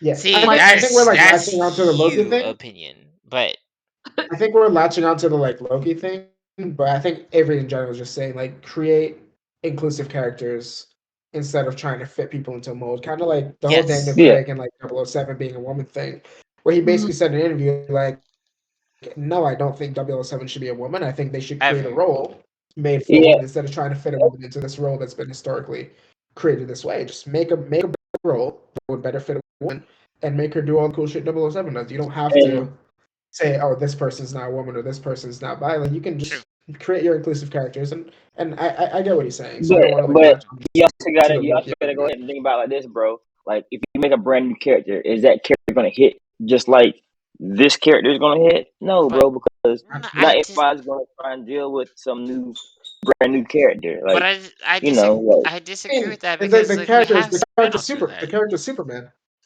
Yeah, and the character Superman. It's not like no one really cares about Clark Kent. They care about Superman. Yeah, Mm. because like the So moment you I said mean, Superman is bi, it's the new Superman. yeah, because the moment that's you what I'm said saying. Superman is bi, you don't think about like, oh, Clark Kent is. Wait, what? You go and look at to see what the It's like story it's is. like it's like Miles Morales. People love Morales. He's Spider Man, but he's not Peter Parker. He's his own Spider Man. Right. Yeah, they have the same powers, they do the same things, but he's his own person. They So have he's basically different saying like powers. create a Miles Morales. Like, well, you know what I mean. Like Yeah. the same superhero. You know. Concept. Yes. So it's like yeah. So he's just saying like create an inclusive character for that. I I could care either way. Honestly, if they told me tomorrow Kent was gay now, I'd be like cool. Sweet. I just think at the end of the day, the most important thing is inclusivity and like for kids to be able to go read a comic book or Yeah, watch a show and have someone that looks like them so that they know like they're okay, they're accepted in this world. Whether you're a agreed. woman, a woman, Sure. a man, black, white, Asian, Yeah. heterosexual, bisexual, I homosexual, whatever the case may be. for I just me, think inclusivity is yeah, the important thing. So the biggest thing for me is just like I'd rather you make because like DC was the first comic book to ever have like a gay marriage, and the gay marriage was between North Star, which is a Canadian superhero, and I think whoever his fucking boyfriend was. I don't actually remember. But like it wasn't them trying to say like, you know what? It's now Reed Richards and we're going to make Invisible Girl Invisible Man. So like they like and that to me speaks more volumes just like we want to make characters that people can like you're just saying don't force it, basically. yeah, Just it's just make like it like a natural thing. don't try to make characters who are not like don't make established characters like something they're not. If you want to do that, like do it in like somebody is doing something. I think that's Jet. Yeah. But Yeah, anyways, it's it's like I think like as a woman, like and I love like I feel like I don't need Batman to be a woman now. But having like Batgirl or like a different character is so much better because it's like now you're fucking with my childhood. Okay, leave Batman alone. true. She said it better than I did. Yeah, that's fair. That's all right. So in the interest of time, we're gonna scoot along here. So let's move into some shows and movies. If you guys are cool with that. Um, You guys can hear me, right? Yeah, we can hear you. Okay, cool. Just sure. So just moving into shows and movies. Let's start very quickly with a quick kind of somber note. And just want to say rest in peace to Chris Ayers. If anyone doesn't know who Chris Ayers is, he voiced Frieza in the original Dragon Ball Z, which we all watched growing up. His kids passed away, I believe it was the age of 56. Yeah. So still pretty young. I don't know the details of his passing. Avery, I don't know if you do, but at the end of the day, just rest in peace. He had lung Condolences to his family. he had lung complications. Okay. So I'm condolences to not his gonna family. go Rest into in the. peace. I don't know the exact like disease he had, but essentially both his lungs got fucked, and then he had like a transplant, and it didn't go well. At least from what I understand. Rest in peace. Yeah. Yeah. Yeah, I think most of us probably grew up at some point watching Dragon Ball Z, and we all know Frieza. Pretty iconic voice too. So Racist little shit. yeah, that's pretty much It's crazy the that. character, not the voice actor. Yeah. Yes. Not speaking ill of the dead here. Yes. Correct. Yeah. Well, I mean, Um, Frieza is technically dead. Well, not anymore, but yeah, he was dead at one point. Yeah. Not important. Sorry. Go ahead. No one actually dies in Dragon Ball Z. That's fine. So moving on. DC recently had a conference. DC. Yeah. It was basically like They had they're like on like little DC comic film conference, and had some teasers and trailers released for some of the upcoming superhero movies. Those included the Batman, which I still stand by is going to be great. Black Adam starring The Rock. The HBO Max show starring John Cena for what's the guy's Peacemaker. name? Peacemaker. Peacekeeper, Peacemaker, which I'm sure Avery's gonna watch in hopes that. Is that dog? Your cousin, bro. young weasel. Too much inbreeding, bro. Fucking rat. She was talking about your Rat. genes and stuff, bro. What happened? Freaking rat, bro. Inbreeding makes weasels. Alabama dog. And then there's one more movie that I can't think of for some reason. Flash. Right, we're missing one. Batman, the Black best. Adam, Flash, there we go, Yeah. and the Peacemaker. So and they also had a little teaser for the next Aquaman as well. So I just wanted to see what you guys are looking forward to the most out of all those things that showed. The best one, bro. The best one. Black Adam. Most hype. So I've seen Black Adam trailer. I've seen the Batman trailer. But the sheer fact that you said Aquaman 2, you already know what the answer is. Who's in Aquaman 2 that you're excited to see? Who the fuck else do you He think? wants Jason Momoa, dog. What weird, bro? Weasel's Weasel's not coming up out the water, bro. I don't He's care. not. It's fine. They've been working on this Black Adam movie for so long, bro. So I'm finally happy they released something for it. You already know Jason Momoa's. I'm looking forward to it. I'm just listen. I'm looking forward to Black Adam, kinda, but like, I like The Rock, right? And I mean, no disrespect. I don't know. I don't know if this is a role for him. We'll see. I was like, I'll watch it, maybe, but like. Listen, at the end of the day, The Rock can't really act that well. Look. How about wait, time out. At the end of the day, bro, it's a DC movie. I'm gonna leave it like that. How about it? So let me ask you this: what WWE wrestler has acted well? But I don't care what they did before. We're watching movies and we're talking about actors. No, but I'm like talking about like what they did because before. but here's the thing: the big three actors out of the WWE right now are fucking The Rock, Batista and John Cena. None of them fuckers can act. They just are swole. Right. So I don't know if I really want Black Adam being The Rock. You know what I mean? I'm fine I don't with know. We'll it. see. We'll You see. know, because I it's fine. just Because Jason Momoa is still Aquaman. We're good. I still am looking forward to the Batman the most. I feel like Sparkly Boy is gonna do a good job. I I have don't know, bro. zero. And I've he's so he can actually uh, so. I feel like, good. the character who plays Edward in Have you watched Twilight, any of his other movies? Have you watched any of his other movies before you say that? zero. Because we could talk about what Jason Momoa has been in too. Bro, you can. And you know what? I love all of those movies. Okay. Go ahead, say one. I promise you. Bad Batch. I don't know what that movie is. Okay. Well, you know what? Proceed. Justice League. Justice League's not good. Let's just I say that like Justice Justice League League. wasn't good. Bro, hey, Okay. just leave Jason All right, Momoa man. to his TV shows, bro. He was Nothing else. okay. Bro, He was Yeah, in I the mean, game. he was He was in Cal. the game. He was in the game. He was terrible in the game. I never watched that. I don't know if you guys remember that. I don't watch TV, dog. Baywatch. Was he? Oh, he was in Baywatch. That shit was lit. See? So let's not talk about Sparkly Boy. I didn't. All I said is he was Edward in fucking Twilight. I didn't say anything else. He can act, man. Y'all gotta go watch like Water for Elephants and some.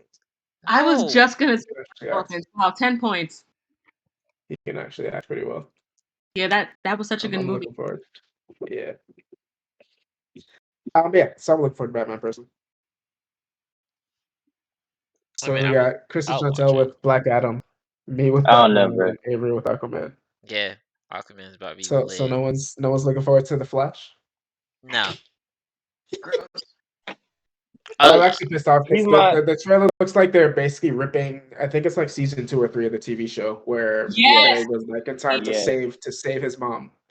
Oh, so Absolutely. they're really Yeah. just doing. So I'm really so I'm not looking forward to it after I just watched that teaser. Bro, And they're they're gonna have Michael Keaton in there, bro, as Batman. Oh, is that why they like weren't showing his face and they just showed the silhouette? Yeah, bro. They're gonna have old Batman in that bit. He's dead? I'm so confused. Like, because it's a parallel universe, and I don't want to talk about it. Yeah. It's a rabbit hole. He's gonna be traveling through the multiverse, basically. Yeah, and essentially, so Reverse After Slash is gonna after he be fucks up there. the timeline. Bro, can they make Keegan Michael Key Reverse Slash? That should be tough.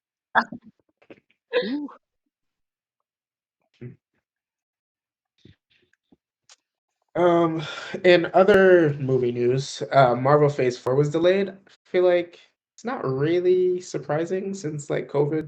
Yeah, I would say COVID. Everything. Well, it's that, and also they're trying to make sure. Well, they scratched out I think 1 or 2 unknown movies. They're pushing those back too. So I think they're trying to get a better feel of how much time they have and plot out what's going to happen in each movie a little bit better. Especially since they're going to have like a few newer titles here and there. I'm not gonna lie, Eternals looks tough. Yeah. Yeah.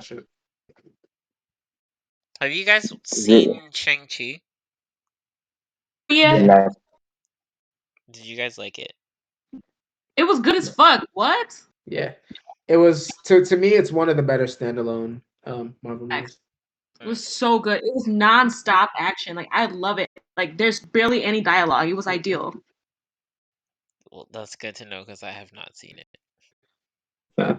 It's better than any of the Thor movies.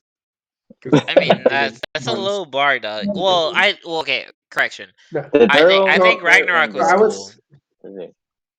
It looked cool. Like visually, was cool. Actual story, they could have kept it. Yeah, it was supposed to be battle mix, bro. 2 I haven't finished to this day. I've tried to watch it 3 times and fall asleep every time. I just gave up. It wasn't that bad. It was bad. I'm not saying it's not bad. I can't tell you. I think it's bad because I haven't been able to stay awake. It could be a masterpiece, but for some reason I can't stay awake during it. So No, it's kind of bad, but I just assume it's bad. Thor Ragnarok wasn't Um, that bad. it looked good. I'll say It that was the visual effects and the soundtrack were good, but I think it was lacking in the meat of the sandwich was lacking a little bit. Avery, you like you like Suicide Squad because of a humanoid rat. Okay, I'm not arguing with He's you. not a rat. He's a Bruh, weasel. I don't care what he it's is, a bro. werewolf, bro. Werewolf. first, Um, first of all, don't yeah, judge me for my. I'd put Shang-Chi behind. I'd put it probably like top 5, top 6 of like standalone Marvel movies. Where's same. your I top? would say Pretty good. in Infinity Wars, Endgame, and then Shang-Chi, honestly. Over Black Panther? Um, Ooh, but that's like for the culture. So I, Mm, yes, but actually though. but I isn't think Shang-Chi it's for the it's culture as well? as as a movie, I, well, for the as sake a of movie, being it's probably better than Black Panther. Mm. I'd still put Winter Soldier above it. ooh, Maybe not Civil War. Civil War is probably close, but definitely, I still think Winter Soldier is probably the best Marvel movie they made as like an actual movie. okay, that's a fair argument. It's better. Look, listen, and Endgame and all those things are cool because like the whole team up stuff, but as just like a standalone film, just like actual film, I think Winter Soldier is Okay, then definitely better. in that case, standalones, I would say Black Panther for the culture. I mean, it was good, but also for the culture. Then Shang-Chi maybe, and then Winter Soldier. Wildin'. I know, but Buck is so hot. Respectfully, you're wild. Winter Soldier does pretty good. uh, It's that one arm. Whew. No comment. dang. But it's not bad. You should definitely watch it once it comes on Disney Plus or whatever. Worth a watch. It's good Did shit. y'all watch Black Widow? No. Hell no. I did. It was good. I liked it honestly. Better than Oh, freaking really? Ragnarok. So the thing is, I wanna watch. Ooh. I wanna watch. Ooh, shots. I wanna Ooh. watch. Black Widow just because somebody I follow on Instagram is actually in the movie. So I was just like, that's kind of. There was it was I'll it watch it was some eventually. interesting action, and then it was some parts of it that I didn't like because the characters that I actually like in comic books. So that was Mm, my main like dislike of it. I I'm I don't just know. not like I'm just not like invested in it because she's dead. So like, why do I want to watch a movie Yeah, now? spoilers, you fucking at. No, I'm just kidding. If you don't know at this point that she's dead, I'm sorry. Hey guys, Surprise. Shaq dropping spoilers. Hell What's yeah, happening? he's almost as shitty as Mr. Snuggles. I'm dropping 2017 spoilers, folks. I'm sorry. Was that really 2017? Bro, we're I have no idea. old. I just said it. Yeah, I don't know what you're talking about. Don't Oh, don't go. alright. No Well, you that know shit. what? Bro, y'all are old. Anyways, It was we probably can like move on. 2018. Something like Yeah, that. yeah. it's still somewhere around there. But anyways, Cool. next topic. Um, next thing, which is kind of a salacious topic, is have Ooh, you guys watched The Closer, the new Dave Chappelle special on Netflix? Oh yes, I have. absolutely. Um, watched it. So, I'm not going. I'm not going to run y'all's parade, but keep going. Wait, you haven't wait, watched oh, it you haven't watched yet? it? Keep going, bro. I've been listening and looking into everyone talk about it. Bro, Okay. why didn't you watch it? Um, That show is so good. I was working on so stuff this week. Fair. so basically, Dave Chappelle released his final special of his Netflix deal, at least Netflix, his yeah. original Netflix deal, which was called The Closer. And essentially, it was kind of a follow up to a lot of backlash he got after his last stand up on Netflix, where he caught a lot of flack for making fun of people in the LGBTQ, and specifically the transgender community. And a lot of people in that community have taken, I guess, deference to this most recent special, to the point where I believe, was it today or yesterday actually? A bunch of Netflix workers had like a protest and had like a walkout and walked out of work So 3 days to ago, protest the special. 3 days ago, I think 3 or 4 people got fired from Netflix, and then after that, then there was a protest, which was either yesterday or the day before. I don't remember the exact date.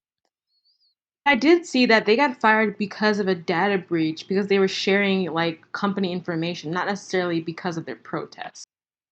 Yeah. Well, so So it the was the, the that, and story then is they were that also it was the people that were like organizing the whole like walkout thing. yep. And Mhm. so people are basically saying that they used the fact that they were sharing company information as like an excuse to fire them. Cop out. But basically, the Netflix CEO has, since this special came down and people have asked them to take it down, has continuously doubled down and said no, leaving this Until up. about like Um, 2 hours ago. So this is such an as interesting because I think like as someone, first of all, did you guys notice how he kept saying LGBT wrong? He kept saying LBGT Did he really? every time. It was I almost thought that it was his little subtle dig at them because he even said, "Now I'm gonna say this, or I'm going to address them correctly," and then said LBGT. So the thing that I noticed is like after a certain point, every single time he was just like, "Yeah, because I'm a homophobe." Like which was because just him joking and like feeding yeah, into it. well, even because like at the beginning of it, he literally said it was like, I am not homophobic. I'm not this. I'm not that."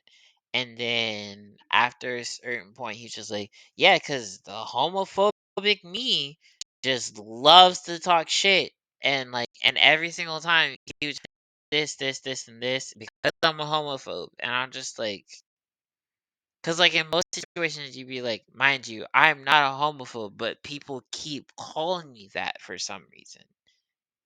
Like, and Mm, in that's kind of where, like, that was one thing I was just like, why does he keep saying that? And then also, um, there was a few, like, jokes he said, I was just like, but why? yeah, I However, agree. Some of them too much, but however, at the same time, I still think that Dave Chappelle is one of the like most eloquent comedians that we've seen in like our generation, and he's not a part of our generation. Like we all know that. But at the same time, like he is so good at orating that he says things for a specific reason, even if we don't get it. And the thing is, like to me, even if I don't get it, I can have a critical uh view on it. I still think he had a meaning to say it, but I mhm, just don't have to agree with it. And there are certain parts of his stand up that I did not agree with, or I was just like, that wasn't funny. Or I was like, that was kind of fucked up to say, or something yeah, to that degree. But his overall message, I was just like, no, that makes sense. mhm, And it maybe that's just coming from a person who has dealt with like, bullshit.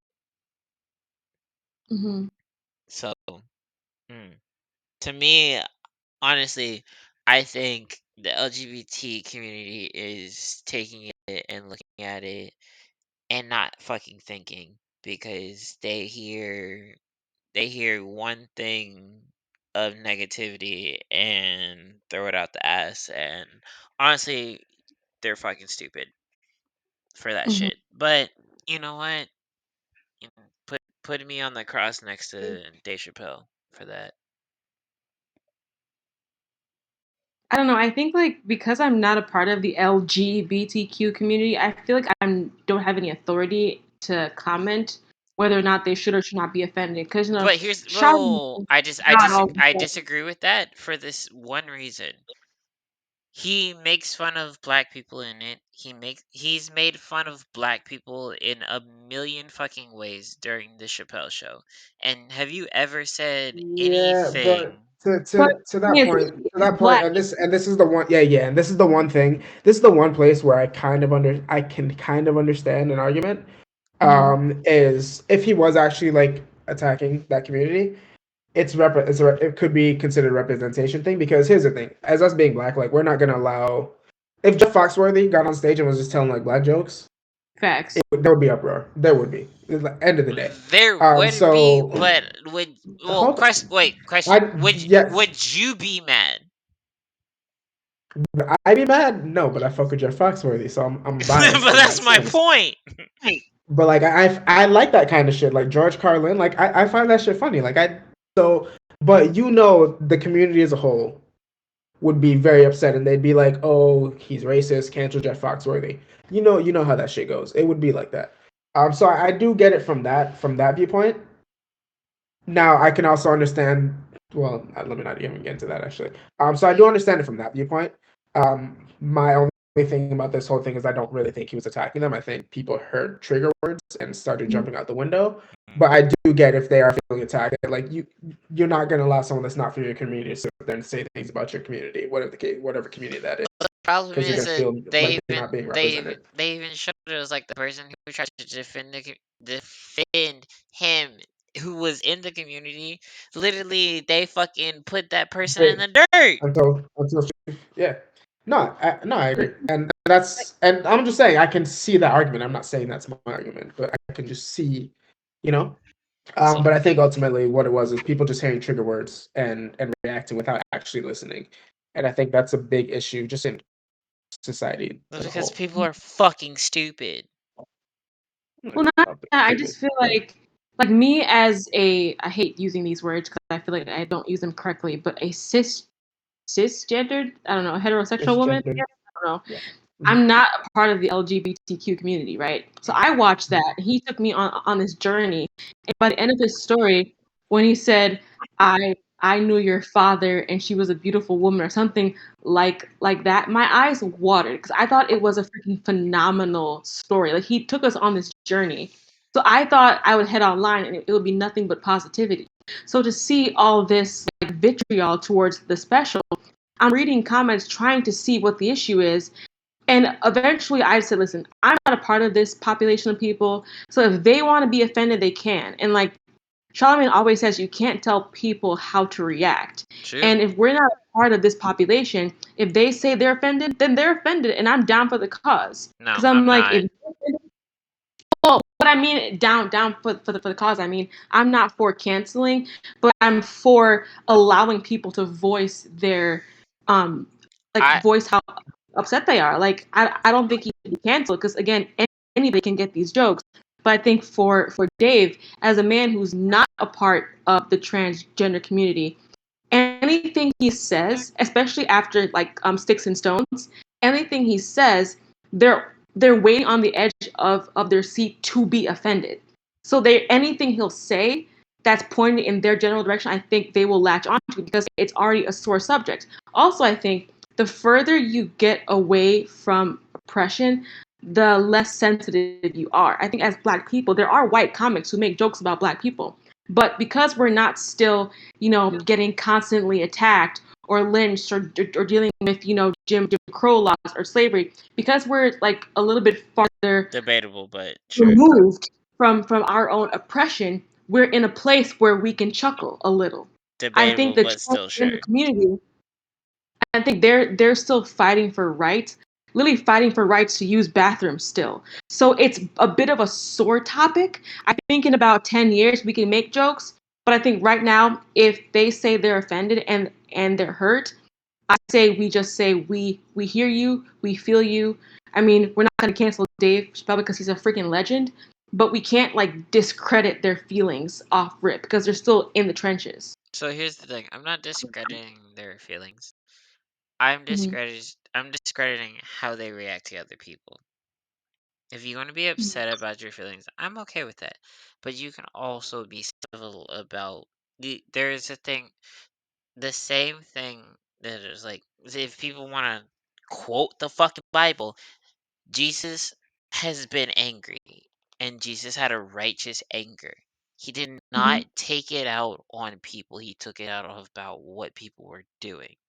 He never once turned his anger onto another person. And if you want to say that you are, and if you want to say that you are a person who believes in peaceful conflict, peace and love and accepting of others, and when people voice a different opinion from you, and your first thing to do is resort to the same violence that you fucking disown, you're just a shit person, and I don't agree with you. And that's literally like the video that that Shaq posted on Twitter that doesn't, an imaginary Twitter that doesn't exist, was literally this guy just saying, I love comedy and I love jokes. And a guy comes, takes his fucking stick where he just had a fucking thing where it just said, I support comedy. And the guy grabbed his stick.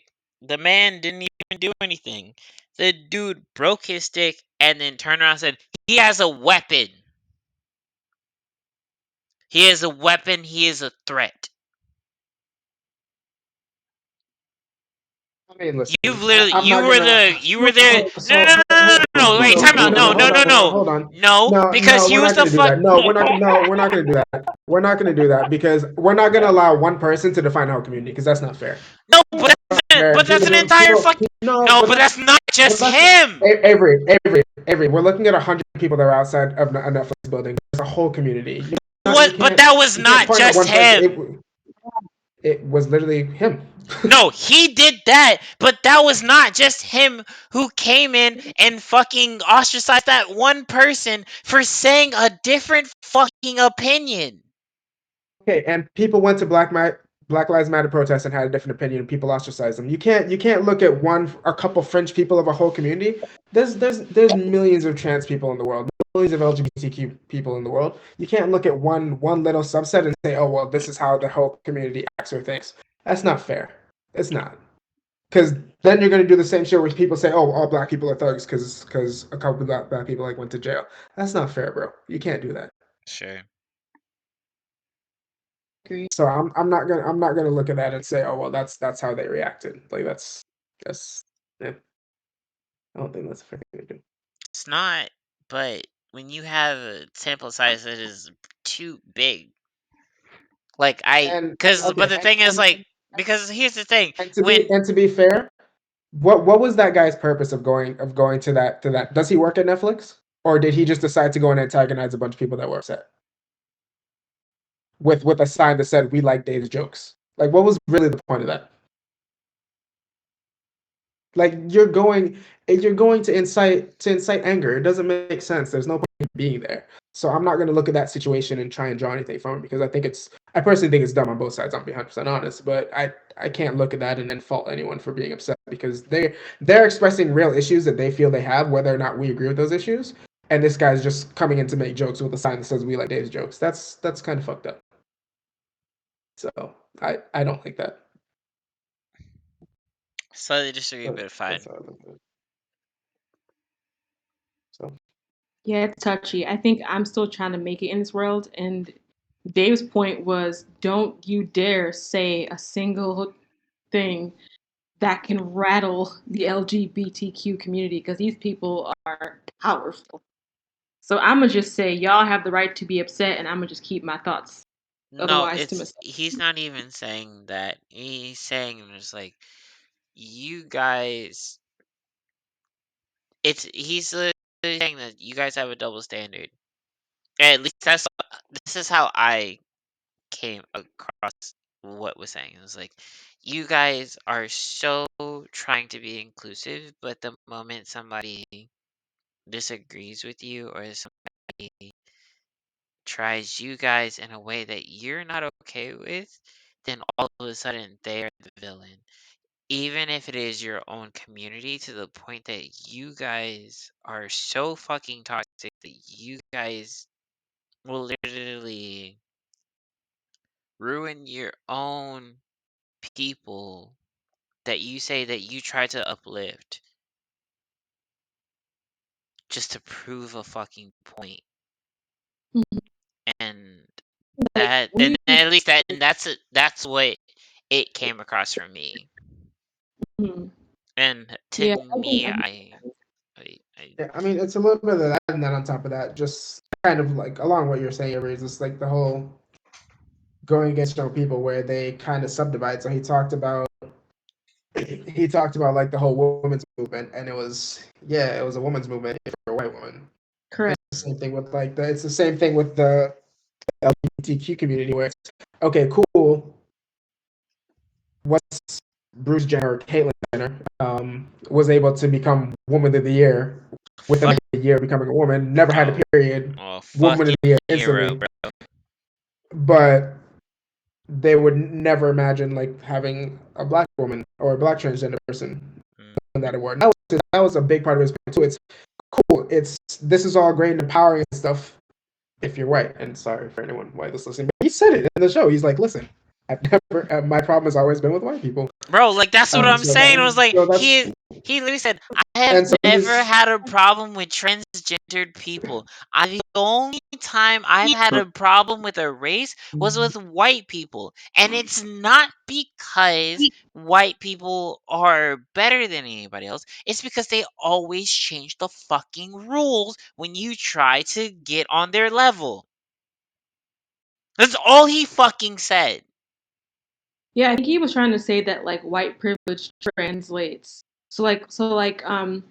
When they talk about like being on this social ladder, right? It's like, okay, you're cisgendered white man, whatever, women, black men and women. Then you have gay white men, and then white lesbians, and then black gay men, black lesbians, and then white trans individuals and black trans individuals. It's almost like we're on this social ladder and the shit runs downstream. And because gay white men bring their privilege with them, it puts them higher up on this social totem pole than the rest of us. No, well, I can let you know, in everything that you said is anytime there is a black person above a white person, you're wrong. Because a white person will always have priority over a black person. I don't know if it's necessarily true when it comes to LGBTQ. I could be wrong. But I almost wonder if sometimes, and again, I think sometimes black men, well, I The guess it's in certain spheres, right? the only time I can say that it might be like slightly true is with eloquent black men.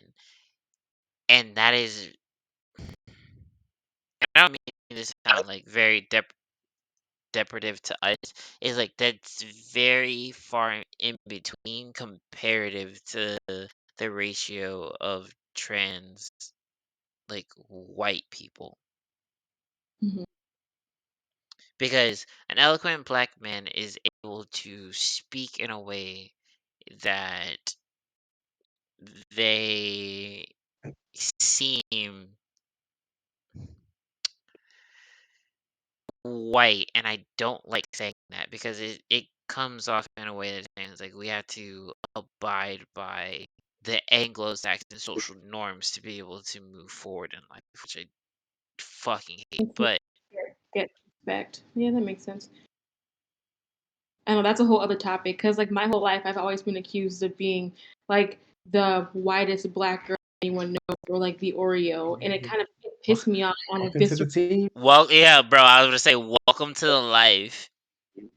It's so annoying. Like, what the fuck? I speak well, so somehow I'm white. So somehow, like, we have equated eloquence with whiteness, and that Oh shit is yeah, of ridiculous. course. Mhm. And you go out places and you have someone say, "Oh wow, you speak really well." Like, fuck, am I supposed to talk like? Right. Correct. What the fuck does that mean? It's Yeah, it's so annoying. It pisses me off. So Cause the moment you start trying to act like start talking to Bonix is like, nah, you faking it, bro. We all know you white on the inside. It was like, bitch, try me one more fucking time. fact, So 100%. I don't know. It's an interesting topic, but I think like it's hard because none of us are from this, are members of this particular group of marginalized people. So well, it is the kind of thing that we can. Sammy technically is, cause she's bi. Well, yes, it's true, but I mean, just like of the four of us on the podcast right Bro, you now, snitching again? Bruh. This nigga Bro, just what do snitching you all night, bro. mean? She's open about her sexuality. I don't know what the fuck you mean. Like, she literally, like, that's the first person You I got had her that fired, conversation with. bro. You already got her fired, bro. Nah, she's What- fine. That's tired. never mind. I'm not gonna say no more else. You know what? Fuck y'all. Um, yeah, I agree. Like it's hard to as someone from a marginalized or minority group, it's hard for me to like just completely push away another minority group's feelings. Mhm.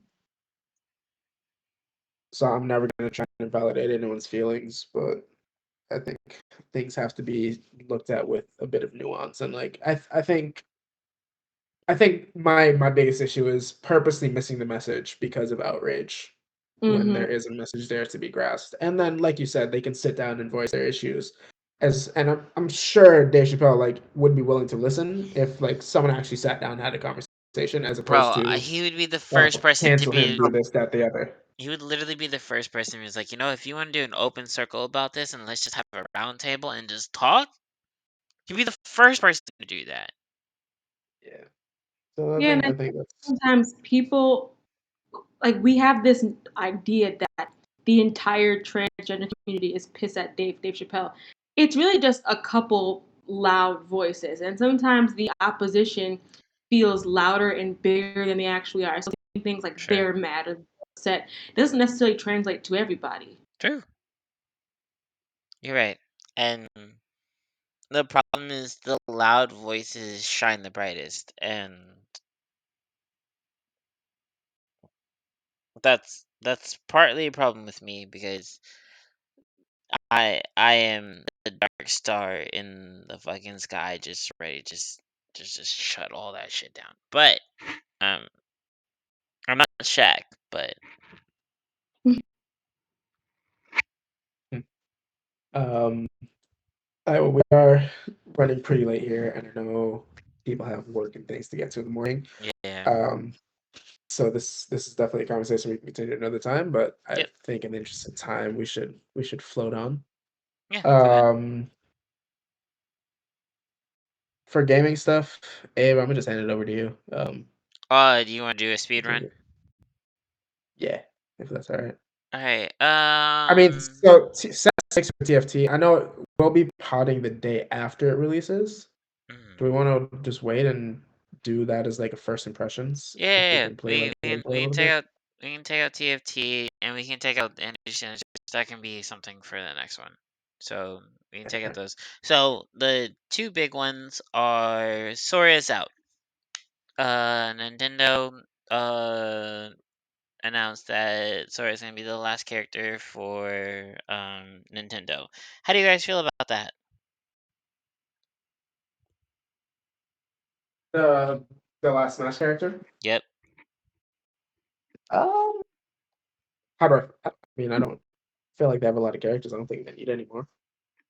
They have Well, I like, 89 characters. yeah. yeah, I think they're good, bro. I don't think Yes, they need any more. the game's been out for a few years, and they've been steadily adding characters. And it's a pretty good wrap up. I feel like, especially for them to drop in something a character that a lot of people wanted. So I think that's really Me, good for them. a lot of people, And we I love want to get Sora. Sora. So I'll just say I'm fucking happy as shit. And when I found out that Sora was being in the thing, I flipped over 3 tables and kicked Shaq's cat in the face. But that's fine.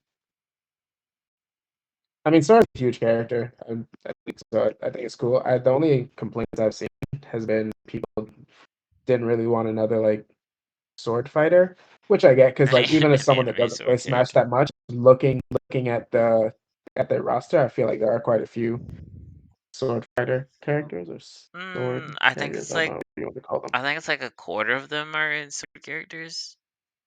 Mhm. But he doesn't Yeah. have a sword, he has a keyblade, you fucking It's uncultured a sword. swine. Dang. So that, but yeah, cool.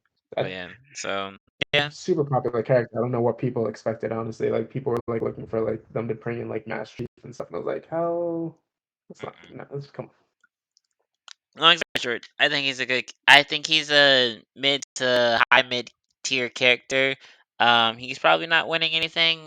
There's a couple of things that I hope they fix with him. I hope they do one more patch, and after that, fuck it. Swords and Smash. I don't care. Good character. Dragon Quest. The composer died. Also, he was mad sexist and mad racist. Condolences to his family. He did what? I said Condolences to his condolences to his family.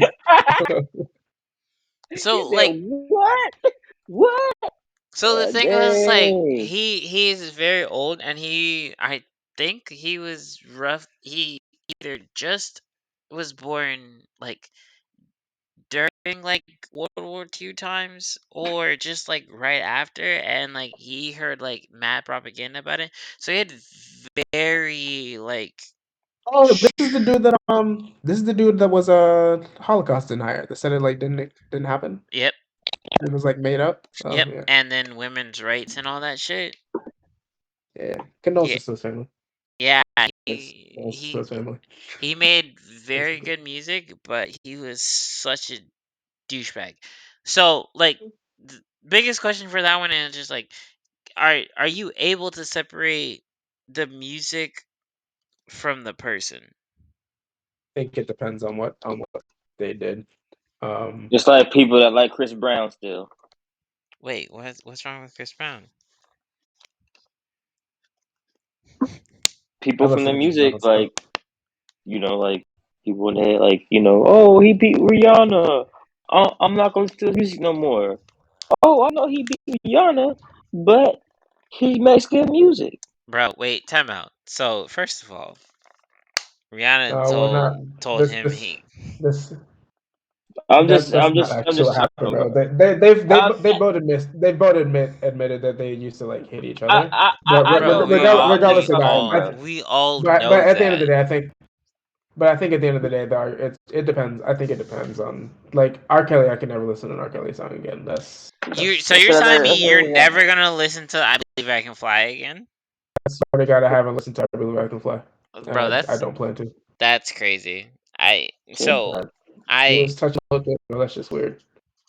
I'm not contributing to that. That's just me. that's I'm not fine. gonna be upset if anyone else listens to it. It's just for me. I'm not doing that. Bro, I'm sorry. Like His whole catalog combined. I Believe I Can Fly has gotten through a lot of things for like me and my family, so I can't really just say like I'm just cut that whole shit off. But I also get it. So So, I with this guy in particular, I mean, I think it's a little fringe just because like no, I think most people like when you're looking at like video game scores and stuff, unless you're like Hans Zimmer, like making movie scores, no one really knows off top like, oh, this is who made this song. You know what I mean? So yeah. I think in this case, it's a little bit easier to separate the artist from the art, mhm, just because it's not as upfront as saying Chris Brown made this song or R. Kelly made this song. You know what I mean? mhm. So that's what I would say to that. I mean, he said a lot of shit that was fucked up, but No, I know, but what I'm saying is like if someone goes to play Dragon Quest and they hear it, the average person, obviously not like a super gamer, but like if I go and I'm playing Dragon Quest, I'm not gonna know who made this music. You know what I mean? true. So I'm just saying it'll be a lot easier in this instance to separate the artist from the art because people don't really know. Whereas with someone like an R. Kelly or a Chris Brown, who's Well, a lot uh, more public, people would on art find it harder. in North America, we don't know how popular the person is in Japan. Well, I don't know. I'm pretty sure Arcade is probably popular everywhere, but you know what I mean. Like I mean, with but like you know what I mean. he Literally. like his name is probably more significantly I recognized in Japan than comparative to the United States, like ratio no wise. for sure. Well, for sure, it's Dragon Quest, of course. Hmm. But I still would even argue that in Japan, like a very popular Japanese music artist who like actually gets on stage and performs, it would still be easier for them to separate this guy's art from himself versus an actual like on stage performer from their art. True, I do not disagree with that. Yeah, I just think yeah, it's and I more. think I that's think it's just more prominent in Japan. no, I'm sure. But yeah, that's all I got.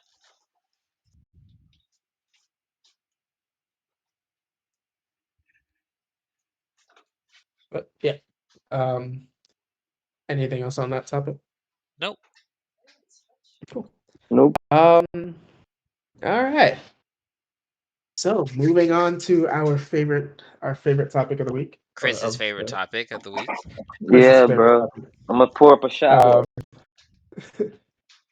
You got the intro for it though. Hey, I'm gonna let you start off. So Chantal, just to explain, we have this little special that we do every podcast called "Don't Be a Shit Human Being," where Shitty, one of us but basically picks a shitty person that's done something really shitty, and we basically put them on blast and tell people not to be like them. Right? Cheers. cheers. Cheers.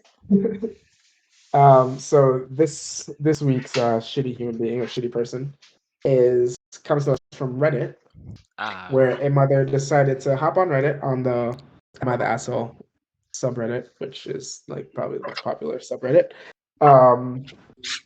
and basically explained that her high school daughter had a young science teacher the year before who had left her position and moved to a new school.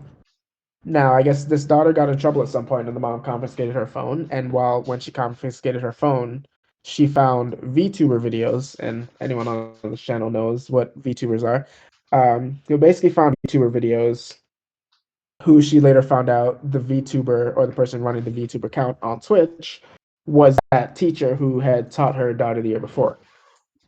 Essentially, the mom got upset and felt that it was inappropriate because the teacher was using inappropriate and foul language and making sexual comments on Also, this Twitch stream. she had big anime And was titties. VTuber, The basically, teacher did? as you guys can imagine. Yeah. What was that? The teacher did? Yeah. So yeah, so the teacher was running what's called like a VTuber account. So basically, what it is like A like an anime cartoon. avatar, Mm. a cartoon avatar streaming, Mm-hmm. and so they they give them big boobs, like scantily clad, and they interact with people on screen. So it's the person talking, but the actual thing that they're seeing is that cartoon animated woman, essentially. So I guess a bunch of high schoolers from the school found out that this teacher had been running a VTuber account, were like saving and clipping videos, and the mom Well, found a bunch of these Over clippings. 50. they suspected it was her.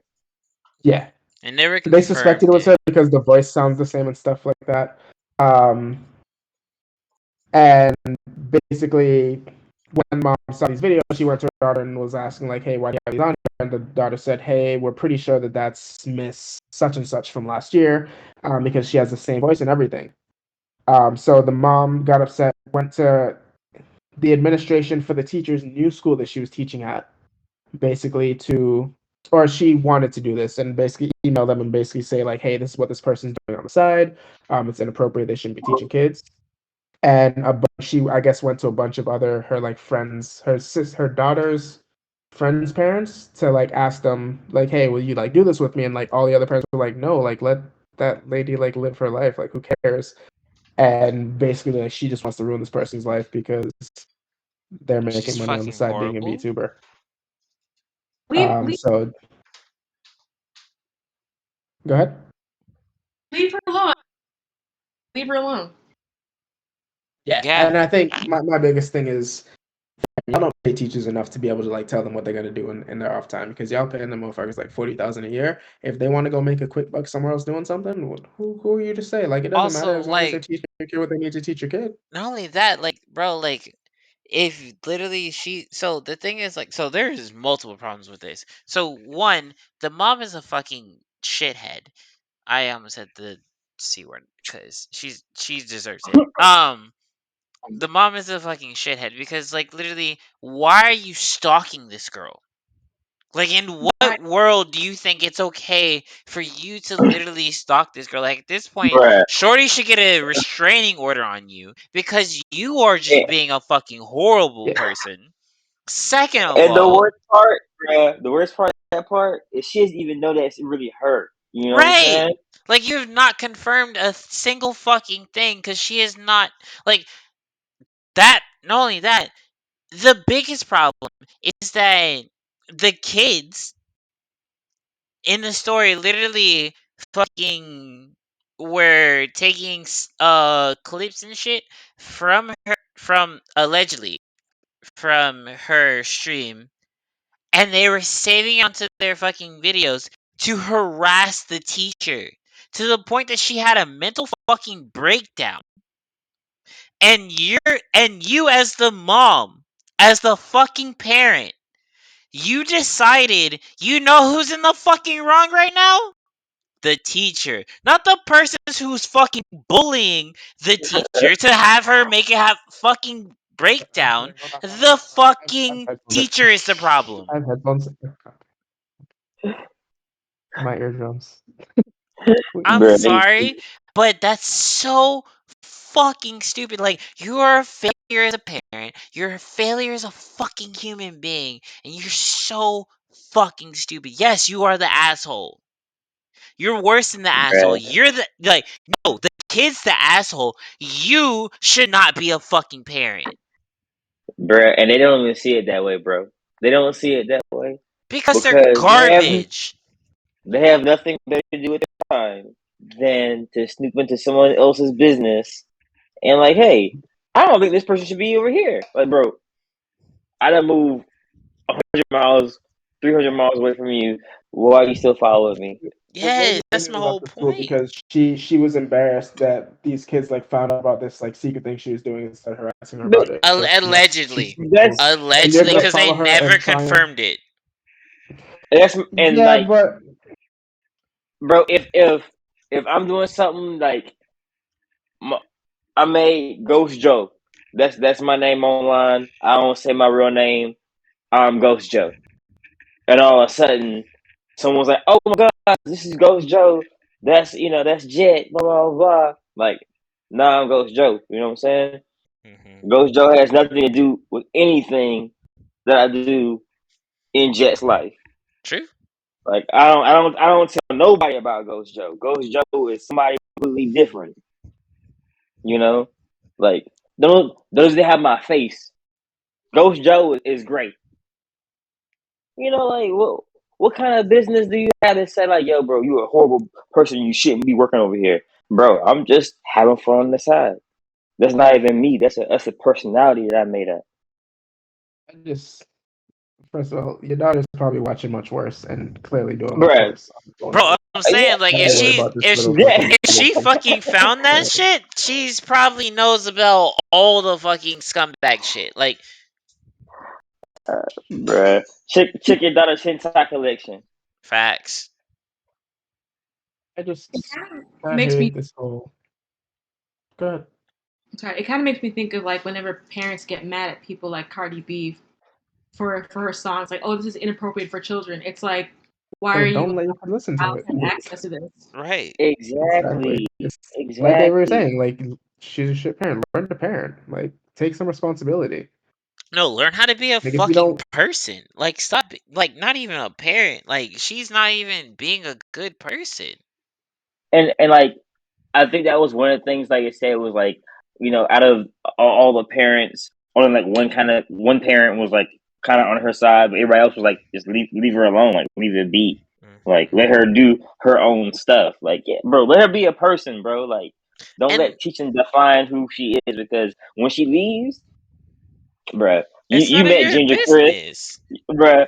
You met Ginger Chris. When he left school, he was bitching about school, bro. He hated that shit sometimes. But But when he even got there, he liked it. You but know? even but even then, like I have a problem with like the other fucking like parents and shit. Like literally at that point, like why are then maybe this is just was omitted from the story to make her feel better, because it was just Mhm. like the moment you found out about this shit and you didn't even like do anything to punish your child for online bullying, like that instantly just made you seem like just so much more of a shitty person. And like maybe the other parents are just like, all right, no, this has gone too far. Like you're trying too much. We've already told our children to delete all that shit and fucking like cut all shit. And she's just trying to make it sound like, no, we So must. But like, she wants to make her child feel more innocent, bro. Like, she don't want to believe that her nah, child was Thought in with the BS, bro. her child is garbage and she is more garbage. Both of them need to get kicked in their kneecaps. But I bet her name Karen though. Probably is. you gotta learn to parent, man. That shit Definitely is Karen. Right. definitely Karen. So yeah. God damn it. That shit's. I feel like I'm Chris right now. Like, bro, like, I'm just like actually Bruh, upset because that shit's so fucking stupid. you done busted 2 blood vessels today, bruh. That was the second one. Shaq said you gotta hold up, bruh. He said, hold on, my ears. I said, there's no what? I had already popped my AirPods out. Damn. That's Bruh. fucked up. No, I can still hear you. I mean, I believe you. But it's all right. You had So to so hear it. Karen from Reddit, learn to be a better person, learn to actually parent, and leave that lady alone. Let her do what she needs to do to Bro, make leave ends her the meet. fuck alone, bro. And yeah, that's all we got for you. Yeah. Yeah, bro, you is Um, not Joe from you. Stay out that business. Fuck her. but yeah, that's pretty much our show for the evening, guys. It's getting pretty late, and I'm sure everyone wants to get to bed, get ready for work in the morning, things like that. Especially Um, Shaq. I just want to go to sleep. I don't got shit to do. I just, you know me. Yeah. I was um, about to say Shaq been trying to go to sleep for the last 30 minutes. but yep, thank you again for tuning in, guys. Chantel, thank you for joining us. Come back anytime. Thank you. It's been a pleasure. Um, as always, this is Shaq, and I'm here with Jet and Abe, and of course Chantel for the night. And we're tuning out. So have a good night. Laters. Chantel, do you have anything that you want people to follow you on? Oh, yeah. Drop your socials if you want to be followed, or if you don't want to be followed like me, just say you don't have any. That's fine. Sure, I can be found on Instagram at Chantel Leon and also on ResearchGate. That's actually where I put all of my up to date research and my projects. So feel free to follow me on there. I have a membership on ResearchGate. Cool. Chris? Um, Follow me on Jet Kamikaze on everything you got. You know what I'm saying? If I'm not there, because I'm not there. So that's your fault. But anyways, it's on Instagram, Twitter, and on Twitch. I'll be on live tomorrow. Maybe playing some Skyrim. We don't know. We'll see. Abe? I hate everything, but y'all are cool people. So Twitter, truth with 2 H's underscore Ave. Um Everything else I think is truth55 with 2 H's. That matters besides the podcast. Definitely follow the podcast, Poor Decision Podcast, and check it on YouTube. And excuse me. Decision 7 on Twitter.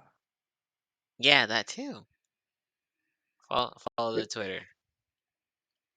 As for me, guys, drink more water, stay safe. That's all I got for you. Also remember, we all hate Shaq's cat. Yeah, we hate scuba snuggles. That's what my Scuba, cat's name is. yeah, Scuba Snuggles. Yeah, we hate scuba snuggles.